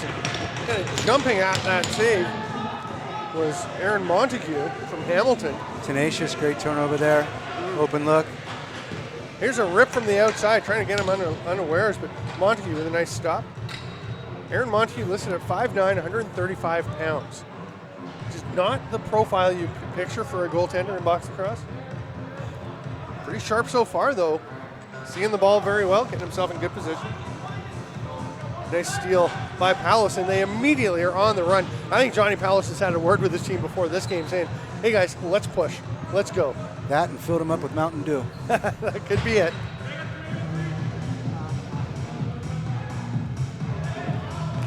Little sidearm rip there by Austin Lamoureux. He was a Team Ontario midget player this year, but couldn't actually go to nationals because he had an injury. There's a big chance for him, and there's a chance right on top of the grease. Oh, what a save! Brilliant. Cole Palace, I believe a younger cousin of Johnny Palace, if I'm not mistaken, thought he was home and cooled out, but the big save. Well, Verbeek and his offensive player got tied up at the top of the key there, and there was a wide open lane, and what a remarkable save that was. Atkin Dwyer heads off the floor to make way for another offensive player. Here's Blameyers. Oh, great backdoor pass. Another big save, though. I really want this goalie to turn around so we can see who he is. 'Cause I want to give him credit for these saves he's making. He has been fantastic.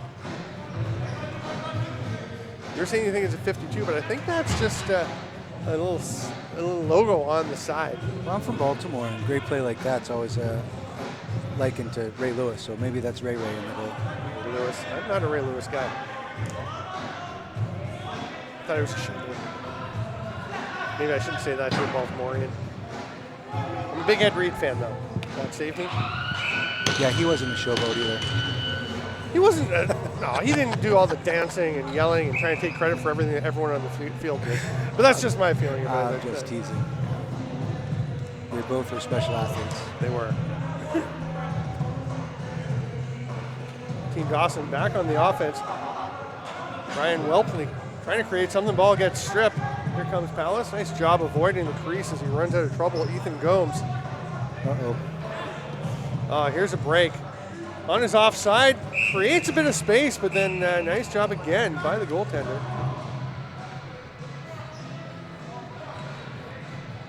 And here comes Team Palace. Trying to even things up. It's just the breakaway goal for Team Dawson, the only one so far on the board. We're 7 minutes into this game. And again, on the run.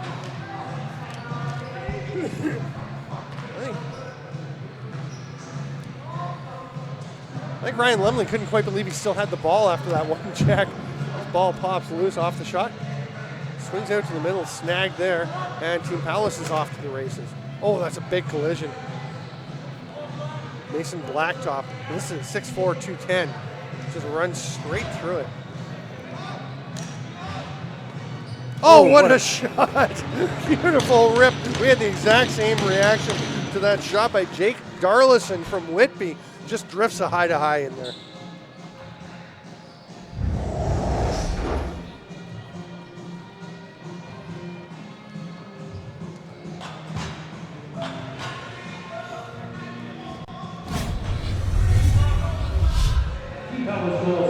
The audacity to even think that's a good shot to take, like that makes sense because he's getting so far down by the time he beats the defender that angle just didn't look like it was there, but very aware, of course, the head of the stick has eyes that you don't. He just realized he could get that ball over into the corner and placed it perfectly. Team Dawson was paying so much attention to the right-handed side that the lane opened up for him. And here's a chance. Nice save by Montague. He's going to corral that loose ball.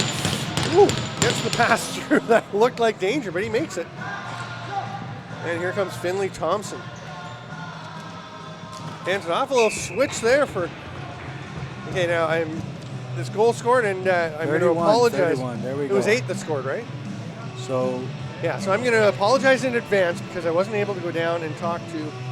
No, you're looking at Team Palace. That was Team Dawson. No, I'm saying you were curious about who we wanted to give all the goalie. love to. It's Quentin Greenfield. Okay, I was looking at this play by McComber. And that is just a beautiful finish. And I didn't have a chance to get down on the floor before this game and talk to the players. I was trying to track him down. We're going to call him Deha, because the name, it looked like his Deha Ron Renz. But again, I didn't get a chance, so I apologize for not being able to. We're going to go with Deha McComber, and that is a beautiful finish, however you want to look at it.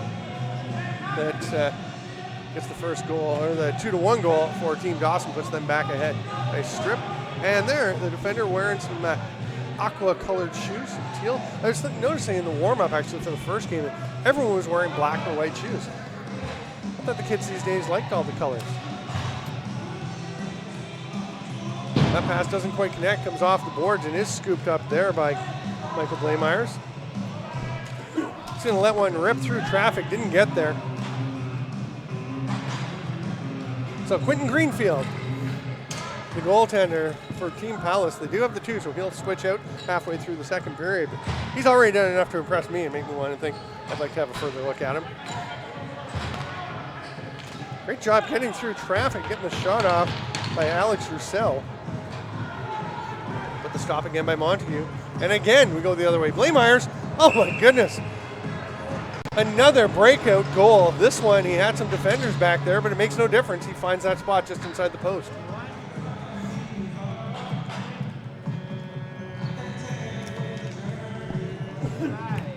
Greenfield's walking that one off. Team Dawson goal scored by number 42, Michael Blameyers. Assist number 62, I think one of the best parts of that play is the catch, reaching behind him with one hand on a dead run, and making it look so easy. That is not that simple of a play to maintain your momentum and your balance. Here's a drive to the net. Montague makes himself big. And here we go, breakaway. Great hustle on the trail check, but loses his stick. It's wide open. Nice finish there.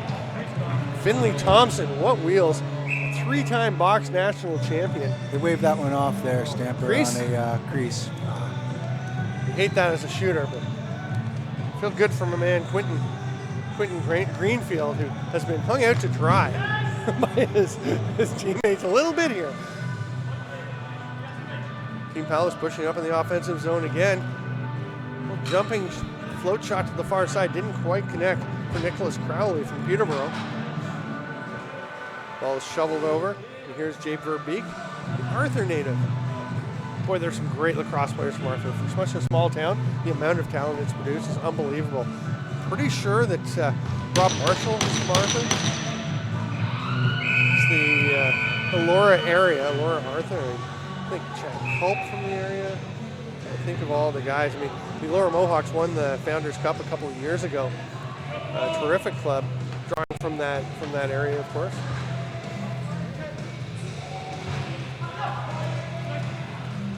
Oh, that pass through doesn't quite work on the pick and roll. As Lammer had gotten tied up with the defender. The outside shot, no problem for Greenfield. And Team Palace will take it back the other way. 7.5 to go in the first. Yeah, he'll eat those up all day long. Yeah, he's seeing the ball so well. Anything he's had a chance to face up on and have not have it be a breakaway, he's been pretty good.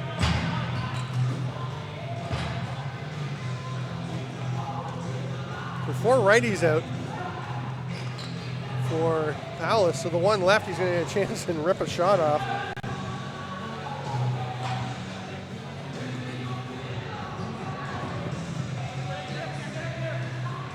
Now Atkin Dwyer will slow things down. Timeout? Yeah, the goalie needs some attention. I'm not sure if he needs a drink or he's asked for a bit of a pause.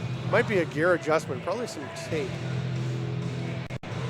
Oh, it's the helmet. A little bit of an issue with the clasp on the helmet. So Dan Dawson jumps out. And that's a pretty cool moment, I would think, for a young lacrosse player to have one of the best players in the history of the sport come out and help you with your helmet. I think it'd be cool.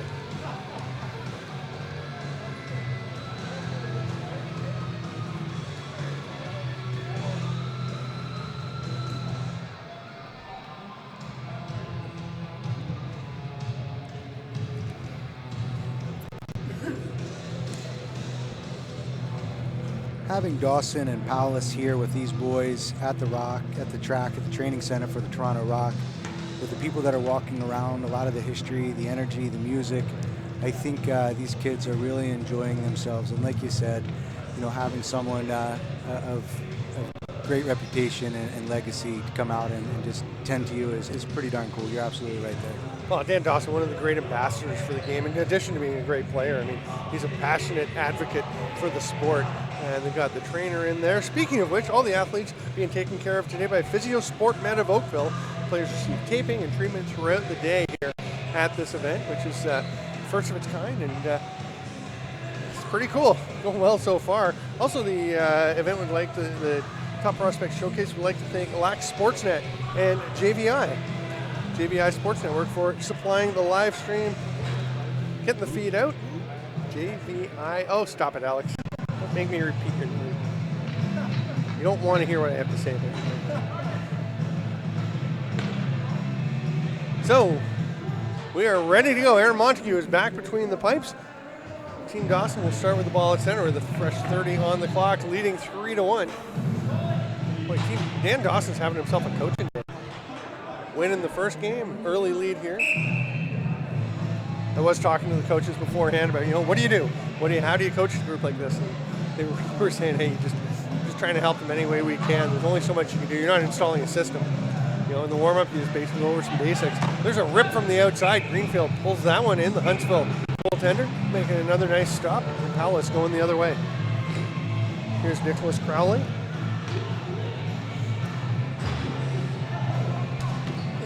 Montague squeezes that one.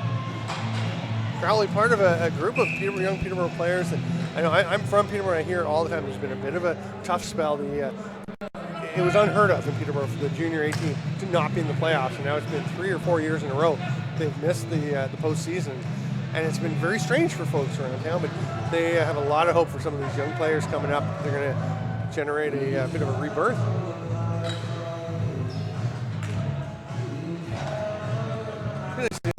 One, I mean, obviously I'm from there. I'm a little biased, but it is one of the great centers, along with Orangeville and Whitby and some of the others coming up like Oakville and Mimico that are really producing players. Burlington's been a great. We saw the Burlington Junior A team playing an exhibition game before this one. They've been producing tons of talent. I think they're playing again after this, actually getting a second game in. I believe so. I think they did a half squad split with their roster players. One of the things we've seen here, that's the first shift in a couple minutes where either team has made use of their 30, been a little more deliberate. And Team Palace, just like that, is going the other way and shooting. Nice stick save by Montague. I haven't seen a lot of passing from the goaltenders in this game, and we're seeing Montague kind of with the handoff. His defender was right there, but same thing the other end with Greenfield. I'd like to see if what they can do throwing the ball. I tell you, I've played net like twice, and with the big stick, it's hard to control the ball. I find with that big stick, you just got to work and work and work on that. You see some of the things guys can do. Goalies throwing the ball, it amazes me. Pass down low, cutting towards the middle of the net, middle of the crease. Good decision there. Good take. Yep. Nice handoff. That was William McLeod making the pass, and then Nicholas Crowley tries to get the shot off, misses. They're down to 7 on the shot clock. Wide open look. Oh, it just looked like Justin Veilleux from North Shore kind of stumbled, caught his toe on the turf a bit. Well, that's Damani Thomas again, drawing a lot of attention on the right side. He was a big load, had 2 defenders to him, and made a real nice flip underneath. Thomas, number 59. Working Palace. Going back out. There he is. Backdoor pass. Nice attempt, but I'm not sure if that one went off the back side of the net. Now we're going to get a reset, and as Palace gets it back, all kinds of pressure. They're still not just the one goal, but they're generating chances. Another save from Montague. Oh, what a stop. That one bounced off Montague. Was going to go into the net, though, and was grabbed just in time by Finley Thompson. It's a long shift for that crew out there, so Team Palace getting fresh 5 on the floor. Little sidearm shot by Lamoureux.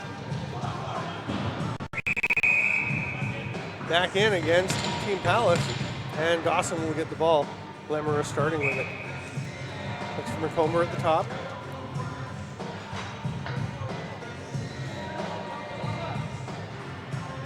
We'll skip pass.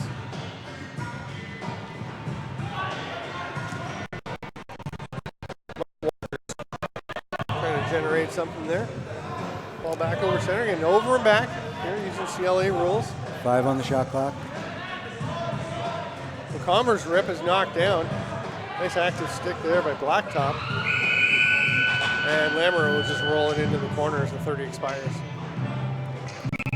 Just under 3 20-minute running time periods. And we'll have Scott Fox down on the floor with an interview. Is that in? No. Montague with the I'm stop. not sure about that I thought it one. was in too. Yeah, that's The ref's okay. right It's an there, exhibition. though. Yeah, I kind of thought that went in and bounced off and came out. Can move the goal, not the line. Where's the red flag? Yeah.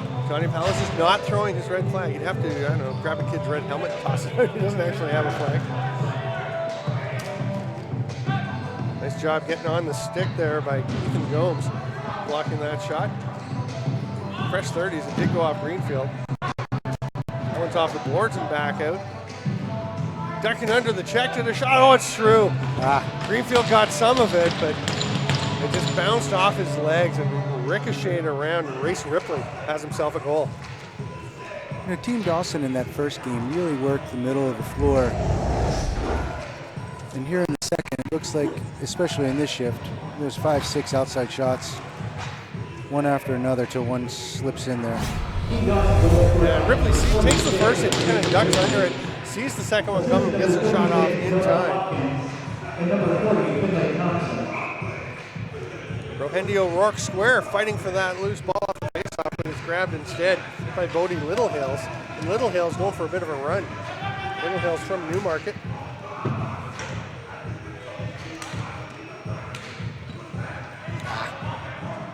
Just got away.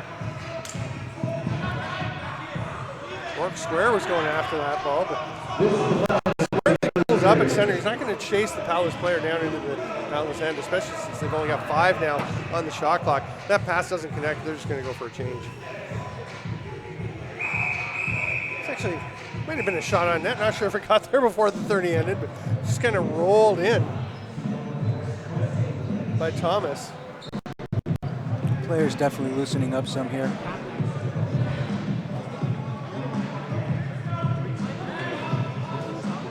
Pass to the second option, and then over to the far side to McComber. Turns and gets a not a bad little bounce shot, but Greenfield all over it. Team Palace under some pressure from the Dawson forecheckers. Good job breaking out of their end. Oh, watch out, here comes the trail check. Just getting it away in time. Ethan Gomes just kind of drawing the check coming in and then flicking the pass at the last moment. Picked up there by, let's see who that is. That'll be it for the first quarter. Well, 5 minutes for Team Palace to right the ship a little bit. I think they gave away some easy transition goals, a couple goals that kind of snuck in there. Yeah, they'll try and tighten the clamps a little bit. Scott Fox is going to grab an interview. I'm Stephen Stamp with 8th and Sunderland. We are pleased to have you along here on LAC Sports Network as we bring you the 2019 Midget Top Prospects Showcase. There comes Scott. We got him on camera. We see he's going out to get his guy. So while he's looking, Stephen, give me 3 players that really kind of jumped out to you in that first period. First period, okay. I liked, Greenfield. I liked Quentin Greenfield. Thought he did a good job. I'd say Finley Thompson, terrific athleticism.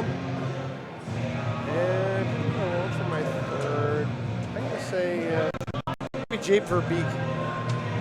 Anyway, we're going to go down to Scott Fox on the floor. We'll talk about it more after this. Myers from Team Dawson. Coming into a game like this, how important is the team effort versus your individual effort? The boys just got to come out here and play hard, and if we play hard as a team, we all can show our individual efforts from the team effort. Scored a couple of goals in the first. Is it tough playing against the best in Ontario? Oh, for sure, but personally for me, like playing against the best, I don't step down to their level, so I'm playing at my best too, having some fun with the boys out here, and it's a good day. Good way to celebrate the last weekend before Christmas out here with the best. For sure, for sure. All right, thanks a lot. Good luck in the second. Thank you. Michael Blaemeyers from Team Dawson. All right, thanks, Scott and Michael. I'm Steven Stamp with 8th and Sunderland. We're going to take a break. We'll be back in a few minutes with period 2 of game 2 of the Top Prospects Showcase.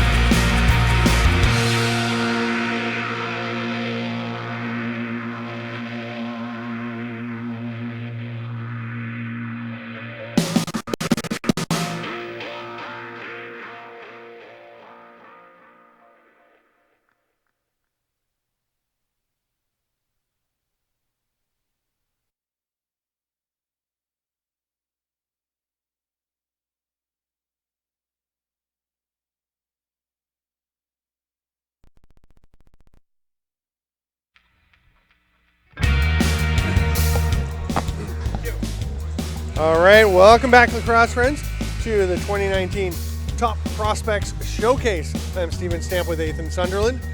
It is 4-1 Team Dawson through 20 minutes, and we just checked with Deha McComber, and I did okay. You did great. I'm just going to stick with number 8. Yeah. Here we go, period 2, getting underway.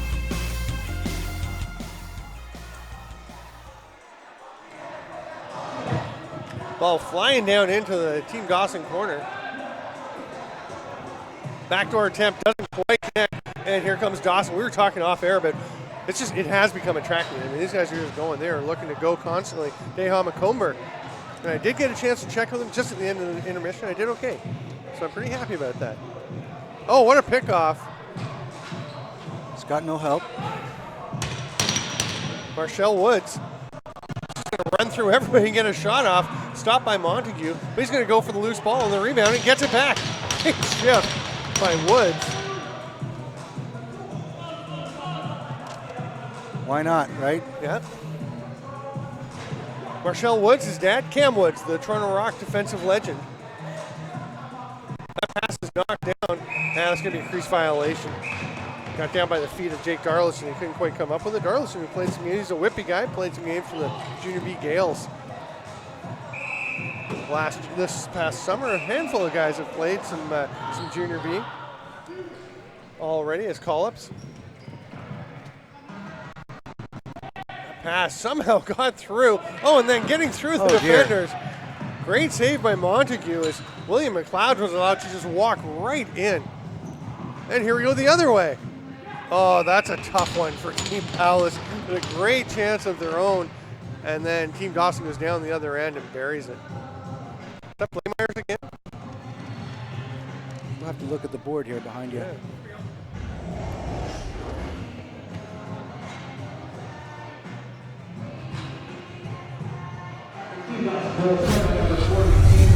Finley Thompson. Yeah, Thompson.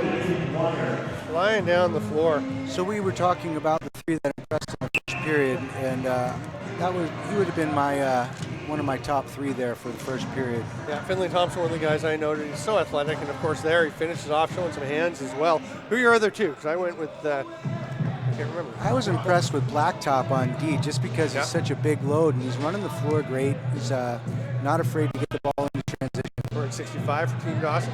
Here's a chance for Dawson right in the middle, and another goal back to back by Finley Thompson.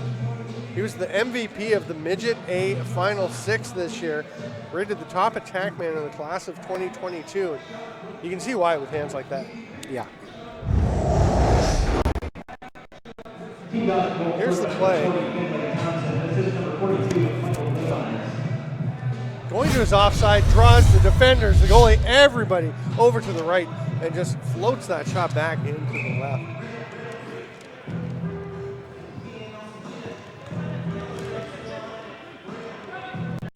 Dallas comes away with possession. They're down 6-1 after back-to-back quick goals from Team Dawson. Boy, the chirping from Dawson to Palace. If he can hang on and we'll go 2-0 here, we'll be ruthless, I am sure. Bodie Littlehales with the shot from there, or Shell Wood, sorry, the shot from the top, and it's a breakout the other way. Oh, nice save. Coming into play net now is Nick Sanderson for Team Palace. He makes that stop on Mason Walton. Walton, who has had a couple of nice setups to lead to goals, wasn't able to finish one for himself. He'll hand the ball off him. And Deha McComber.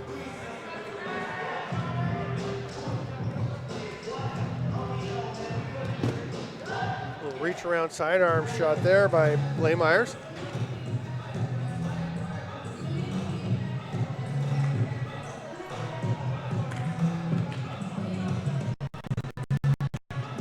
Gomes hands it off. He slips inside looking for the give and go, but wasn't there, so a shot taken by Truett Sunderland.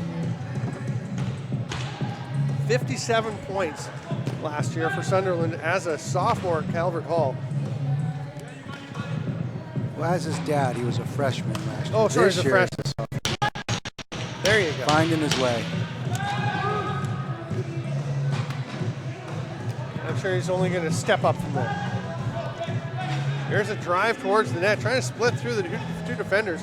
They do a pretty nice job of taking the ball carrier, but they left Finley Thompson, who ran out of options, but he's going to make the pass for the goal. What a great connection there by Race Ripley and Finley Thompson. I think I'd be keeping an eye on where 40 is on the floor at all times. Right?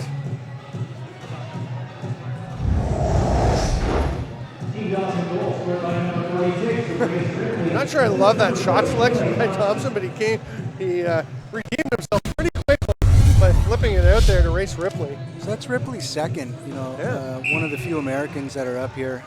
He plays for the Warthogs Box Cross program and in the ECBL back at home. Very different to the first one, though, which was an outside shot. Basically just had some time and space and ripped it from outside the dotted line. Another sophomore playing in the MIAA. So freshman last year. Freshman last year, yeah. See how I picked that up? Yeah. Comes Team Dawson trying to extend this 6-goal lead. Actually, what they're trying to do is just play good, solid shifts up here on offense. They pass it through. Great pass to Thompson, but he drops the ball. And we're going to have a loose ball foul called there. I think it was Ethan Gomes looking at him and saying, what's the call? Oh, it wasn't Gomes. That was, Aiden McDonnell. He's like, what? Why is that a possession call? Barely touched him. He cross-checked him and then went back as he was trying to pick the ball up.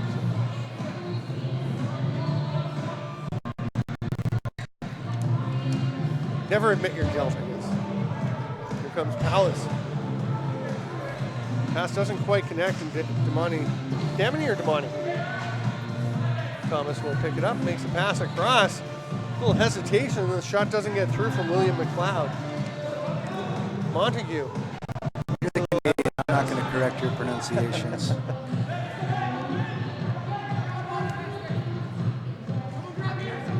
Wide open space, and I'm not sure that. Oh, here we go. Let's see if we get on the floor here. Bodie Littlehales. Nice trail check. Just kind of hanging the stick out there. Great hustle coming back by Nota Hopkins. Guessing as a defender, he doesn't get many of those. No. Got a little focus on what he was going to do with the ball and not who might be coming behind him. It was Nota Hopkins.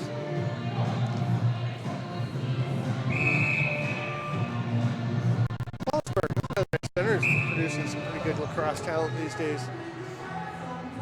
Oh, what a rip. There's some talent from the Wallaceburg native Nota Hopkins.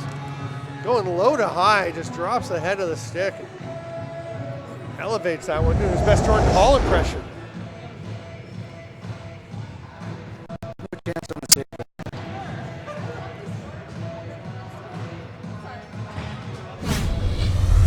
I love the little hard step to the right to get the defender going that way, and then the quick reversal around the defender and open shooting. What he does nice is he throws his hands to the middle of the floor to get him free, and then just with a snap of the wrist, puts it on cage. Goalie didn't have a chance. He called it the cage. No, you know what? Some Canadians will say that. Personally, I'm a neck guy. Well, you still call what you eat up here pizza, so we'll call it even. Ow. It's a bit of a sore spot behind us. There we have some folks waiting for pizza to arrive. You're from Baltimore. What do you have, crab pizza? Here's a chance in front. Oh, great one-hand pass. Nicholas Crowley getting that ball over.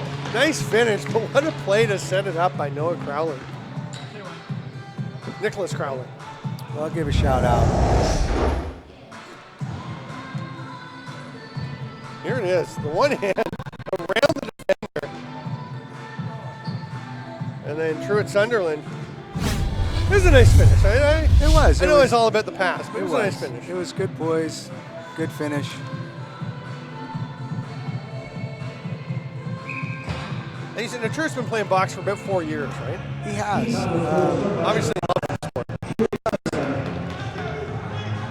here's a chance on the back door for Lamoureux. He's knocked off nicely. Can't quite get the pass across, and Palace will come the other way.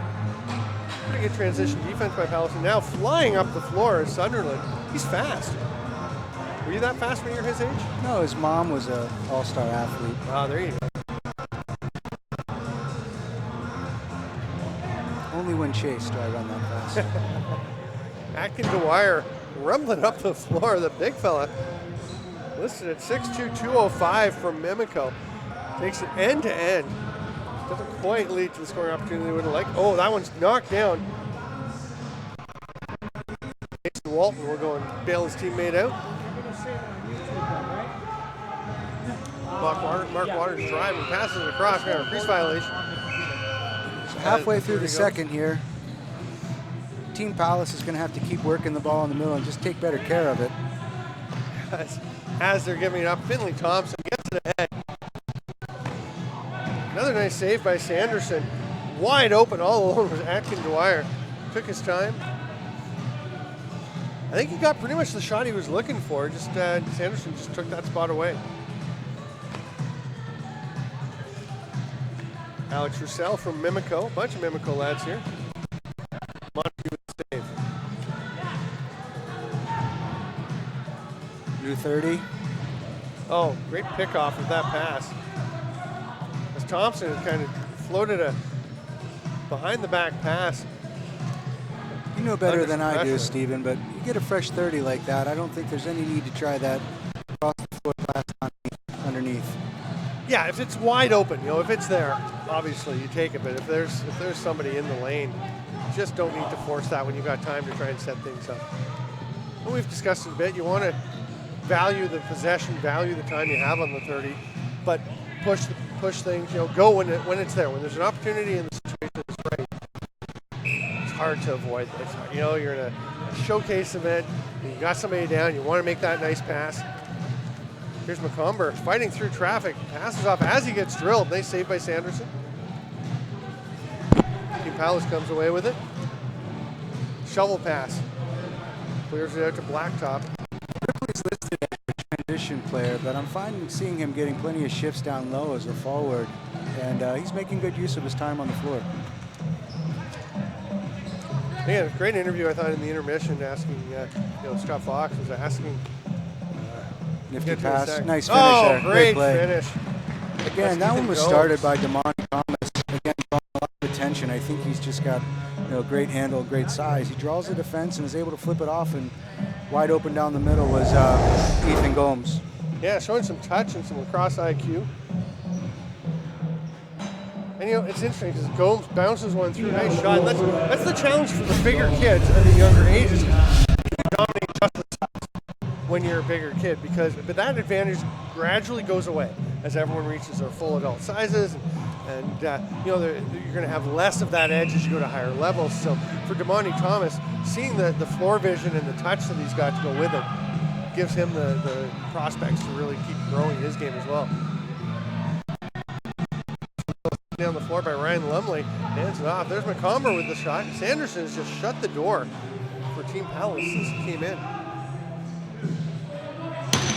Good chance, 2-on-1. Pass gets through. Oh, what a play. Wow.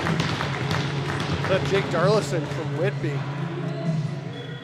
Yeah, great fake. I think those are some Gales gloves, aren't they? The green?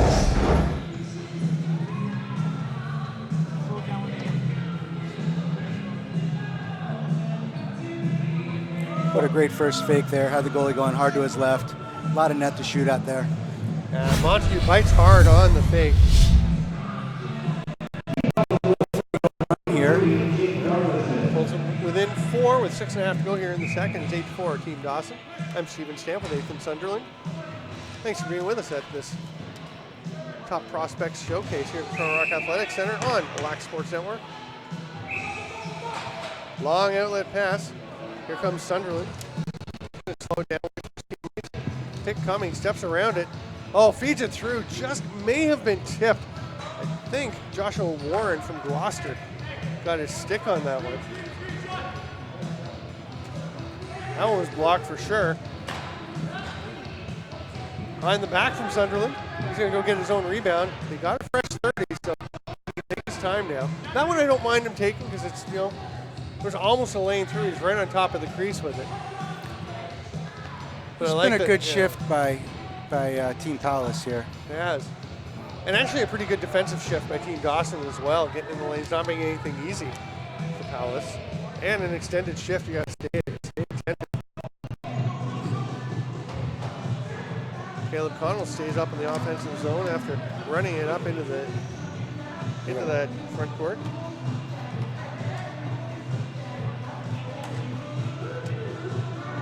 Finley Thompson again operating.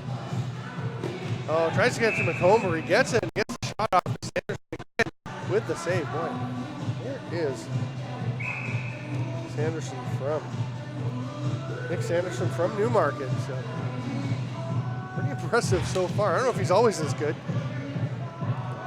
Certainly sharp today. Another save. That one labeled for the far side by Thompson. I think they're just giving him a little bit too much room, whether he's feeding, whether he's shooting, whatever he's doing. Finley's just chewing these guys up right now. Yeah. Nice feed through. McComber checked up on immediately.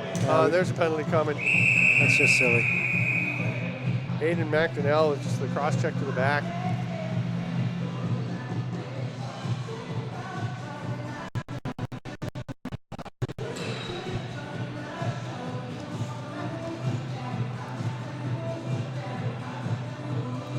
So illegal cross checking on McDonnell.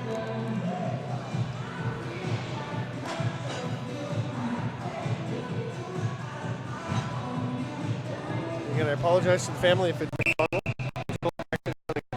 because of the back-to-back games and these guys being involved over on the far the concrete pad while the first game was going on. Didn't get a chance to talk to folks. So either way, Aiden is off to serve 2 or less. Yeah, 3 lefties on the floor. Thompson over to the far side. He was stopped though. Here's McComber, rips it in. What a shot. Dehan McComber. Great finish. Way to make use of the 2-on-1 there between McComber and Ripley. Ripley draws, 2-on-1 dump, and just a great finish. Changes the shooting angle, dropping the head of the stick. See Hopkins getting his own rebound.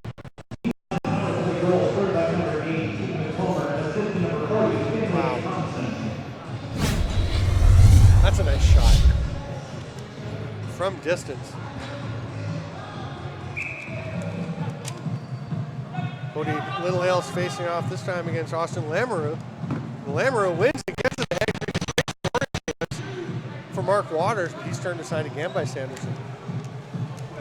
Well, he's taken a perfect shot by McComber to beat Sanderson and get that 9th goal for Dawson, but he has been sharp. Oh, the ball pops free. He got it back, a little bounce shot. Gomes couldn't find a spot. Ball free along the boards.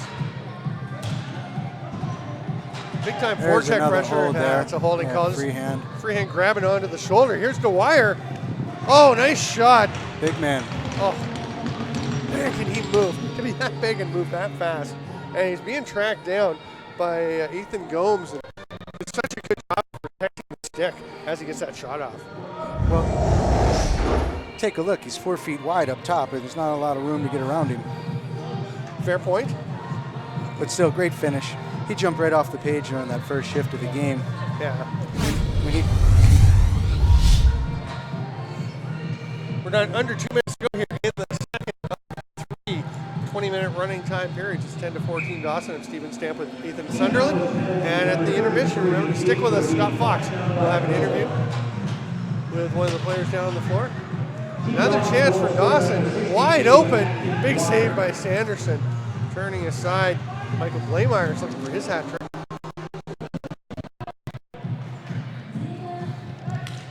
Blameyer's fighting through, and the shot gets blocked. Littlehale's with the defense there. So Stamper, we agree that this type of an event is a great idea. Yes. And are you impressed that the kids aren't playing too much ball, that they are trying to cohesiveness out here on the floor and not doing too many things just to showcase individual talent? Yeah, I mean, most of the decisions seem to be pretty wise, and I'm sure Dan Dawson and Johnny Palace talked a little bit about that. Let's play a team game. And it is. I mean, there's the odd time you'll see a guy do something that maybe in a regular game you might want him to hold off on, but for the most part, I think they've been pretty sharp, pretty smart about how they're handling themselves. I know in the first game we saw from one period, here's a 2-on-1, let's hold off on this. Wide open chance on the back door. Oh, the shot as the defender played the pass. That's turned aside by Sanderson. We definitely saw in the first game the improvement period over period. I think we're seeing some of that here too. I just want to mention 34, Joshua Warren for Team Dawson, who was running back in defense for Palace and played the passes. Here's another break. And they're going to shoot and they score. A nice far side shot. That is Blameyer's game. Or no, that's Mason Walton. Sorry. But yeah, I was going to say Warren hustling back and getting making the defensive play. And I don't know if he was thinking this, but when you've got your goalie playing as well as Sanderson has, let him take the shot. Absolutely. Play the pass. Play the pass. Force the guy who's running one-on-one. And there's a case where they kind of play the shot. It leads to a pass across and a harder stop for Sanderson to make. I think most goalies would agree with you. They'd rather play the shot than the pass. You don't have to move across and reset. Scott Fox is going to go grab a player. Let's see him stand with Nathan Sunderland. And we just want to thank Powell Lacrosse for their support. All these prospects, the team uniforms came from Powell Lacrosse. Each player got a socks, shorts, and shooting shirt. So pretty cool kit these guys got from Powell Lacrosse. And also, once again, thanking Jamie Dollard of the Toronto Rock and the Toronto Rock Athletic Center for supporting the inaugural 2019 Top Prospects game. It was Michael Blameyer between the first and second period joining Scott Fox. Now he's grabbing somebody else. He's just trying to decide who he wants. Who would you get?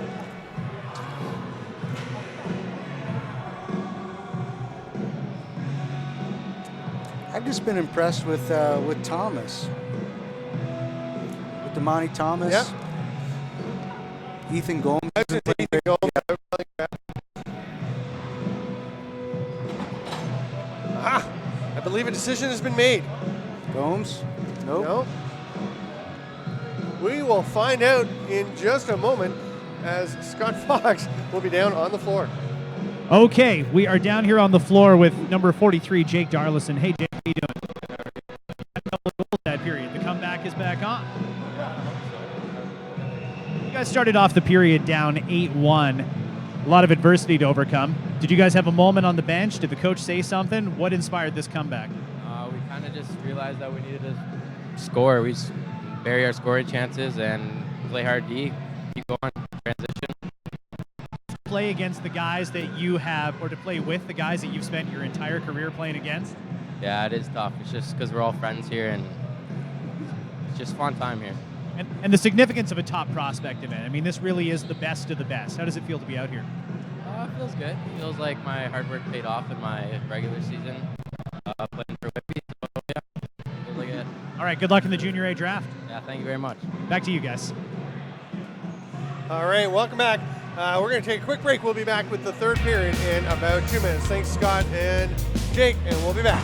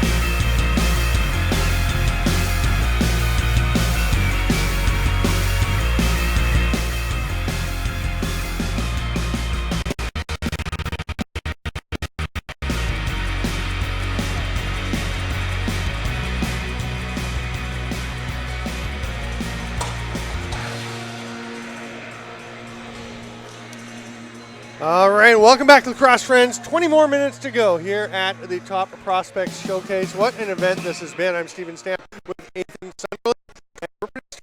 You're bringing to this team. I want to thank you on air for jumping in, doing some color. My pleasure. It's fun. You never know what life brings you, and here I am just toting a kid around the North America, and now I'm calling a game with you. Right? At least I gave you lots of warning. I asked you a good, 6 minutes before the game? About. Told me to spit my gum out and come join you. Yep. Makes me sick. Of gum. I can't be around it. It's a quirk. Canadian thing. It's not, because a lot of Canadians do it. It's a me thing, I'll tell you. I know a few other people are the same, but yeah, just I'm very sensitive to smells, and I wouldn't be able to handle it. All right, Team Palace with the ball, pass ahead. Tough tough hit behind the play there.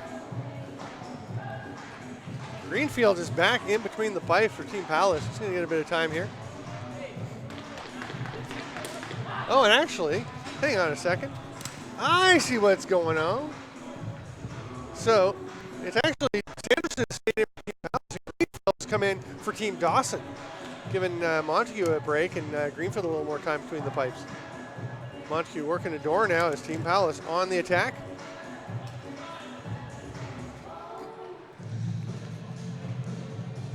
Battle along the boards. Palace running out of time on their shot clock. Get it back. Though. Nice effort, the diving attempt. Great play, but stepping to the crease was Nicholas Crowley. Great effort, though. Just it looked like Team Dawson just kind of went to sleep thinking the 30 was over, and Crowley knew it wasn't. So we talked a little bit about the growth and the spread of Canadian box lacrosse making its way down to the United States.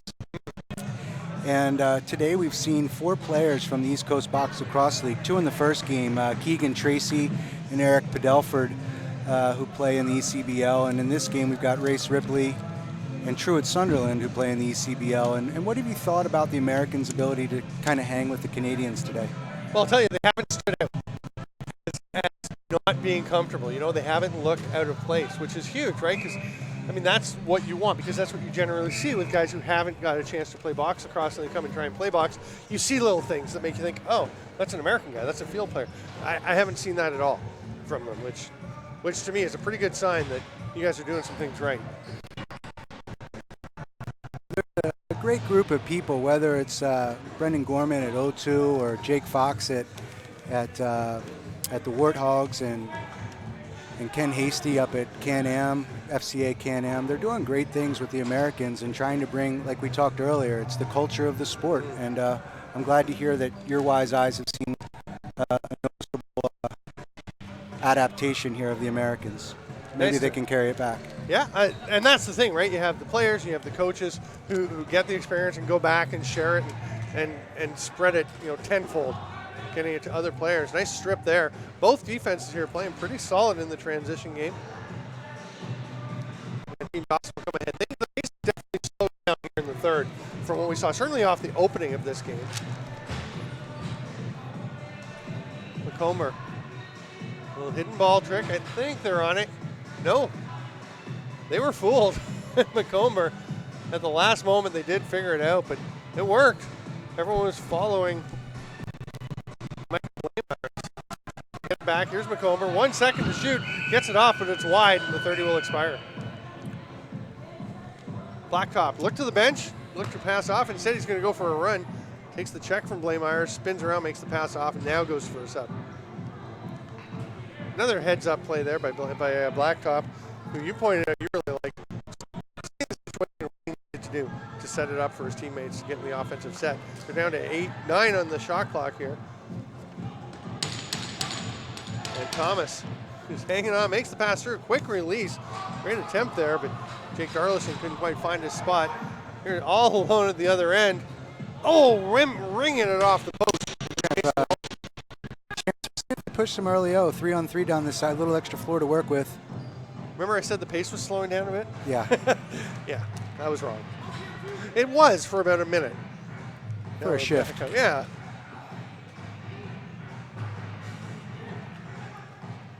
Oh, there's a pass to the middle behind the back. Another nice save by Greenfield. Darlison's getting some chances, but just not quite able to find his holes. Lamera will head up the floor for Team Dawson.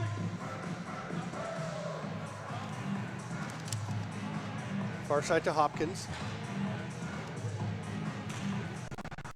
Oh, nice cut. Lamera bounces one home. Just releases.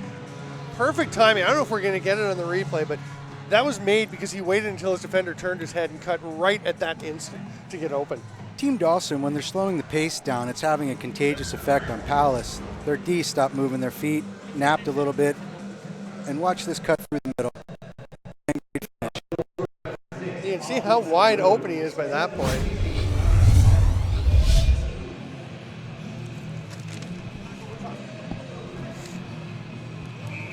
But yeah, and I mean, we saw the tail end of it, but you can see how wide open he was.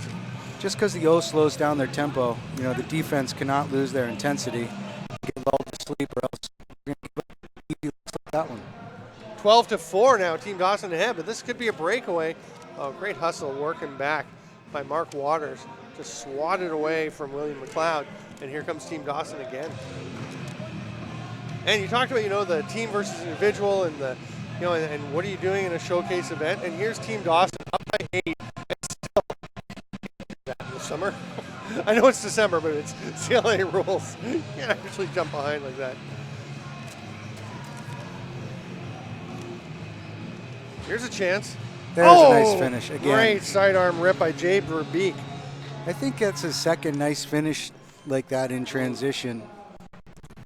Patient, the goalie picks his spot and finishes.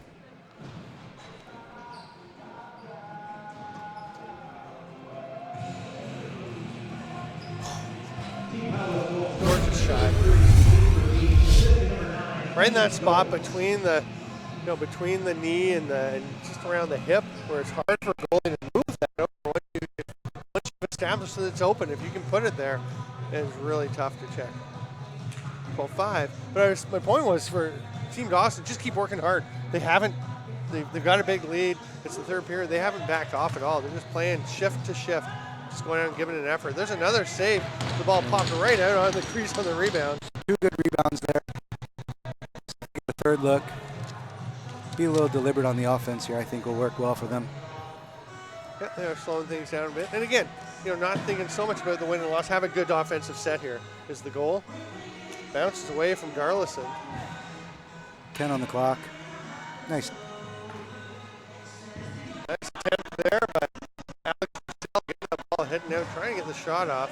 Sunderland gets a big bump. Purcell going the reverse shot there. We saw a couple of goals last night by young NLL players. I think Brett Craig and Dylan Kinnear, I believe, both scored with their backs to the net last night for the Colorado Mammoth. And for them it was huge because they were going home to Calgary. They're both Alberta boys. Back in the first NLL goals, I believe it was for both of them. Pretty spectacular. Here's a drive to the net. Nice job staying out of the crease, but the save is made by Sanderson. You know, that's a time where I really like the early O, as we often talked. Yeah, Ryan Lemley going to the net. Got underneath. It was a good time, good take. Oh, behind the back, very quick release by Rowan Dio. Work square, running in transition. You mentioned Dan Dawson's been letting his guys go up, his D guys go up and play some offense. Work square stayed up for it there. I like that, you know, both Paulus and Dawson letting guys play all over the floor a little bit.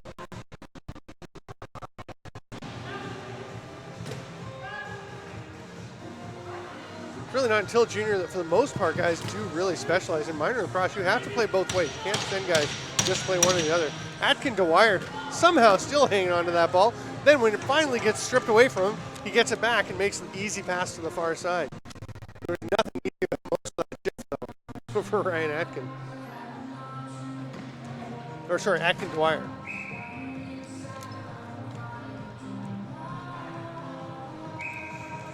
Mimico product Dwyer. Of Team Palace as we near the midway point of this third period of Game 2. Top prospects. Bodie Littlehales has gone end to end. Now they hand it off. See if William McLeod can generate something. That pass doesn't quite connect, and it's snagged there. Taken away by Ryan Welpley. Welpley from Sarnia making the trek in for this.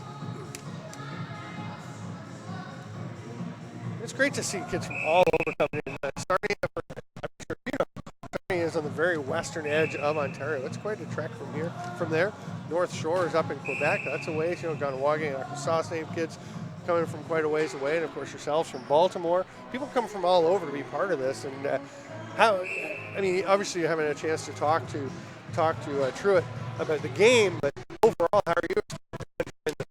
Well, we've been blessed that this is our 5th time to Ontario to play up here, and every time it seems to get better and better, and the lacrosse community, as you know, travels, whether you're in the U.S. or whether in Canada, and I mean, look at the relationships that are made. I think that's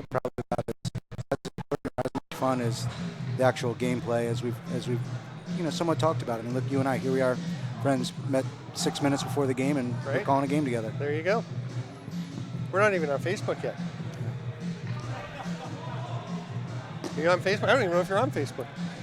You don't look like you're a Facebook guy. I'm not a Facebook guy. I'm there, but no, I'm not. Okay. I'm a text man. Twitter? Text, okay. You're up with some of the tech. Here's a chance, wide open, ripping it a little wide though, was Nicholas Crowley. That one's going to ricochet all the way back over center, tracked down by Thomas. Short time. Down to 5 on the shot clock. Take that pass across from his knees. And here we go. We get another 30, fresh 30. It actually wound up being a shot as it got through to Greenfield. And then that's one where you want to value the possession. We talked about the early O. There are times for it and they're not. And that was not. Yeah, I think Palace would have liked to see a full 30 get some fresh legs on that. Hopkins slowing things down, hands it off there to Rourke Square. Back up in the offensive zone. Another nice save by Sanderson, but the bounce on the rebound goes straight back out to, I think it's McComber getting that ball. Blaemeyers tries to hit the cutting Hopkins, couldn't quite make the catch. He looked at the stick in case it was still in there. Rourke Square fights off the check. Those are two big young men battling there between Rourke Square and Marshall Woods. Aiden McDonnell goes for a bit of a run, goes for quite a run. Oh, great poise. Are you kidding me? Wow. How did he not fall down after that check? I don't know. He just composes himself to realize he's got the time to make that play and then the hands to use it. I thought he was definitely going to savor the possession. He said, no thanks, I just made the run. I'm going to bury this one. Oh, that's a gorgeous play. You see the feet kind of catch as he's being checked and the foot catching on the turf and somehow gets it back up. And then, like you said, the presence of mind to see that it's wide open. Go ahead and take that. That's good early. That's good chance taking that shot. You don't need to pull that one out. 6:40 to play here in the third period.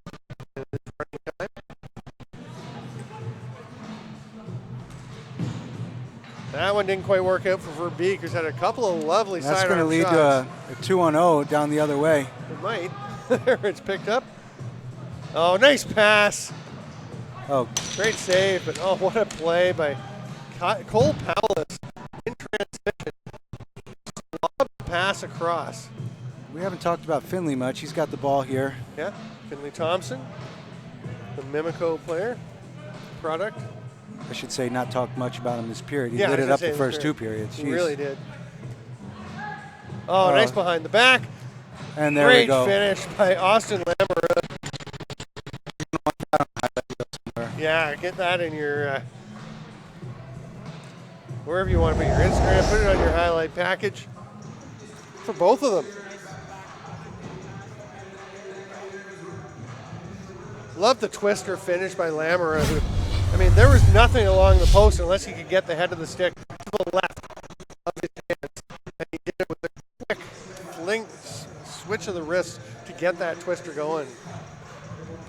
Now Lamoureux, after scoring the goal, is going to go and face off against Bodie Littlehills.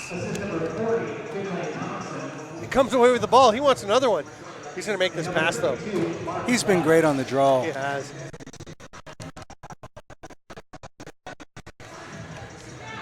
Not to nitpick, but that's another one where I think at that point on that rebound, maybe you pull that one out. Then again, if it goes in, it looks pretty good. Nice fakes there by Darlison to be able to get that shot off of it. Stop. He's been snake bit here. Didn't know he had it. What a pickoff. Another 2-on-1. McComber makes the pass. Nice twister, but the big save by Sanderson. As, look up the floor, they're going to look to stretch. No, Dawson's got his D back already. Another pickoff. Walton, great good stretch. Atkin Dwyer. Big man wanted to get on the score sheet there again. He did, but he had a cutter. Blameyer's coming after, and he had no angle. I love the catch. I love the play running down to the side, but then I would like to see the pass up top. But they're going to have a chance to set things up, and he'll have it back up top to Wire. Through, can't quite connect with Hopkins. Hopkins welcomes the contact, the one-hand shovel pass. Blameyers reaches a little spinning shot for the far corner, didn't quite connect. And then that shot was blocked as the 30 expires. We got 3:44 to go. Dawson again, not afraid to let their defenders get up in the mix on the offensive side of the floor. Another nice save by Greenfield, taking away that near side. And again, I mean, most of these guys have played both ways. You know, the idea coming up through minor, you have to play both ways. It's really not until I'm not sure if it is your final midget year that you're allowed to specialize. And I like that. I'm a huge fan of everyone playing both ways. Oh, looking very uncomfortable as one of the Palace defenders, but he's going to go and jump into the play. Oh, it's Mason Blacktop shakes it off, and he's going to be stuck out there for another possession. Yeah, he ate a shot there. Yeah, but he got back out. Some pressure on him. That wasn't what he wanted. That pass doesn't connect. It's going to be pitchforked up out of play as Bodie Littlehills was trying to scoop it up and got away from him a bit.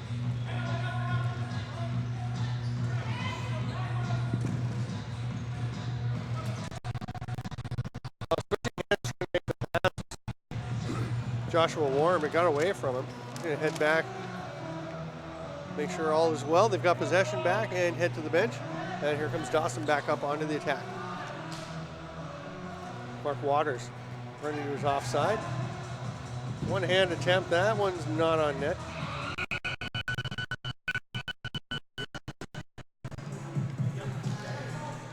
Sure, Sunderland bring the ball up. Good stay. So he'd run back in transition defense. He'll come up on the O. 4 righties for Team Palace again. Leaves Verbeek on the near side is the lone lefty. He's got it. Some isolation. Here's the help. The big shot ripped by Thomas. Goes wide though. Hustling back. And has to just fling it. That's Verbeek because the 30 was about to expire. Heady play by Verbeek. We had a lot of tired guys who just double shifted that. Yeah. And if you're wondering why, and if you're not really a box person, you fling that ball down the floor. Not allow a transition opportunity for Dawson. And again, that play, he makes the play at the end, but the play was really made by the hustle he showed to run down there in the first place, knowing what was developing. Great backdoor finish. Lovely pass across by Race Ripley. Yeah, Ripley really found out. It's just absolutely. I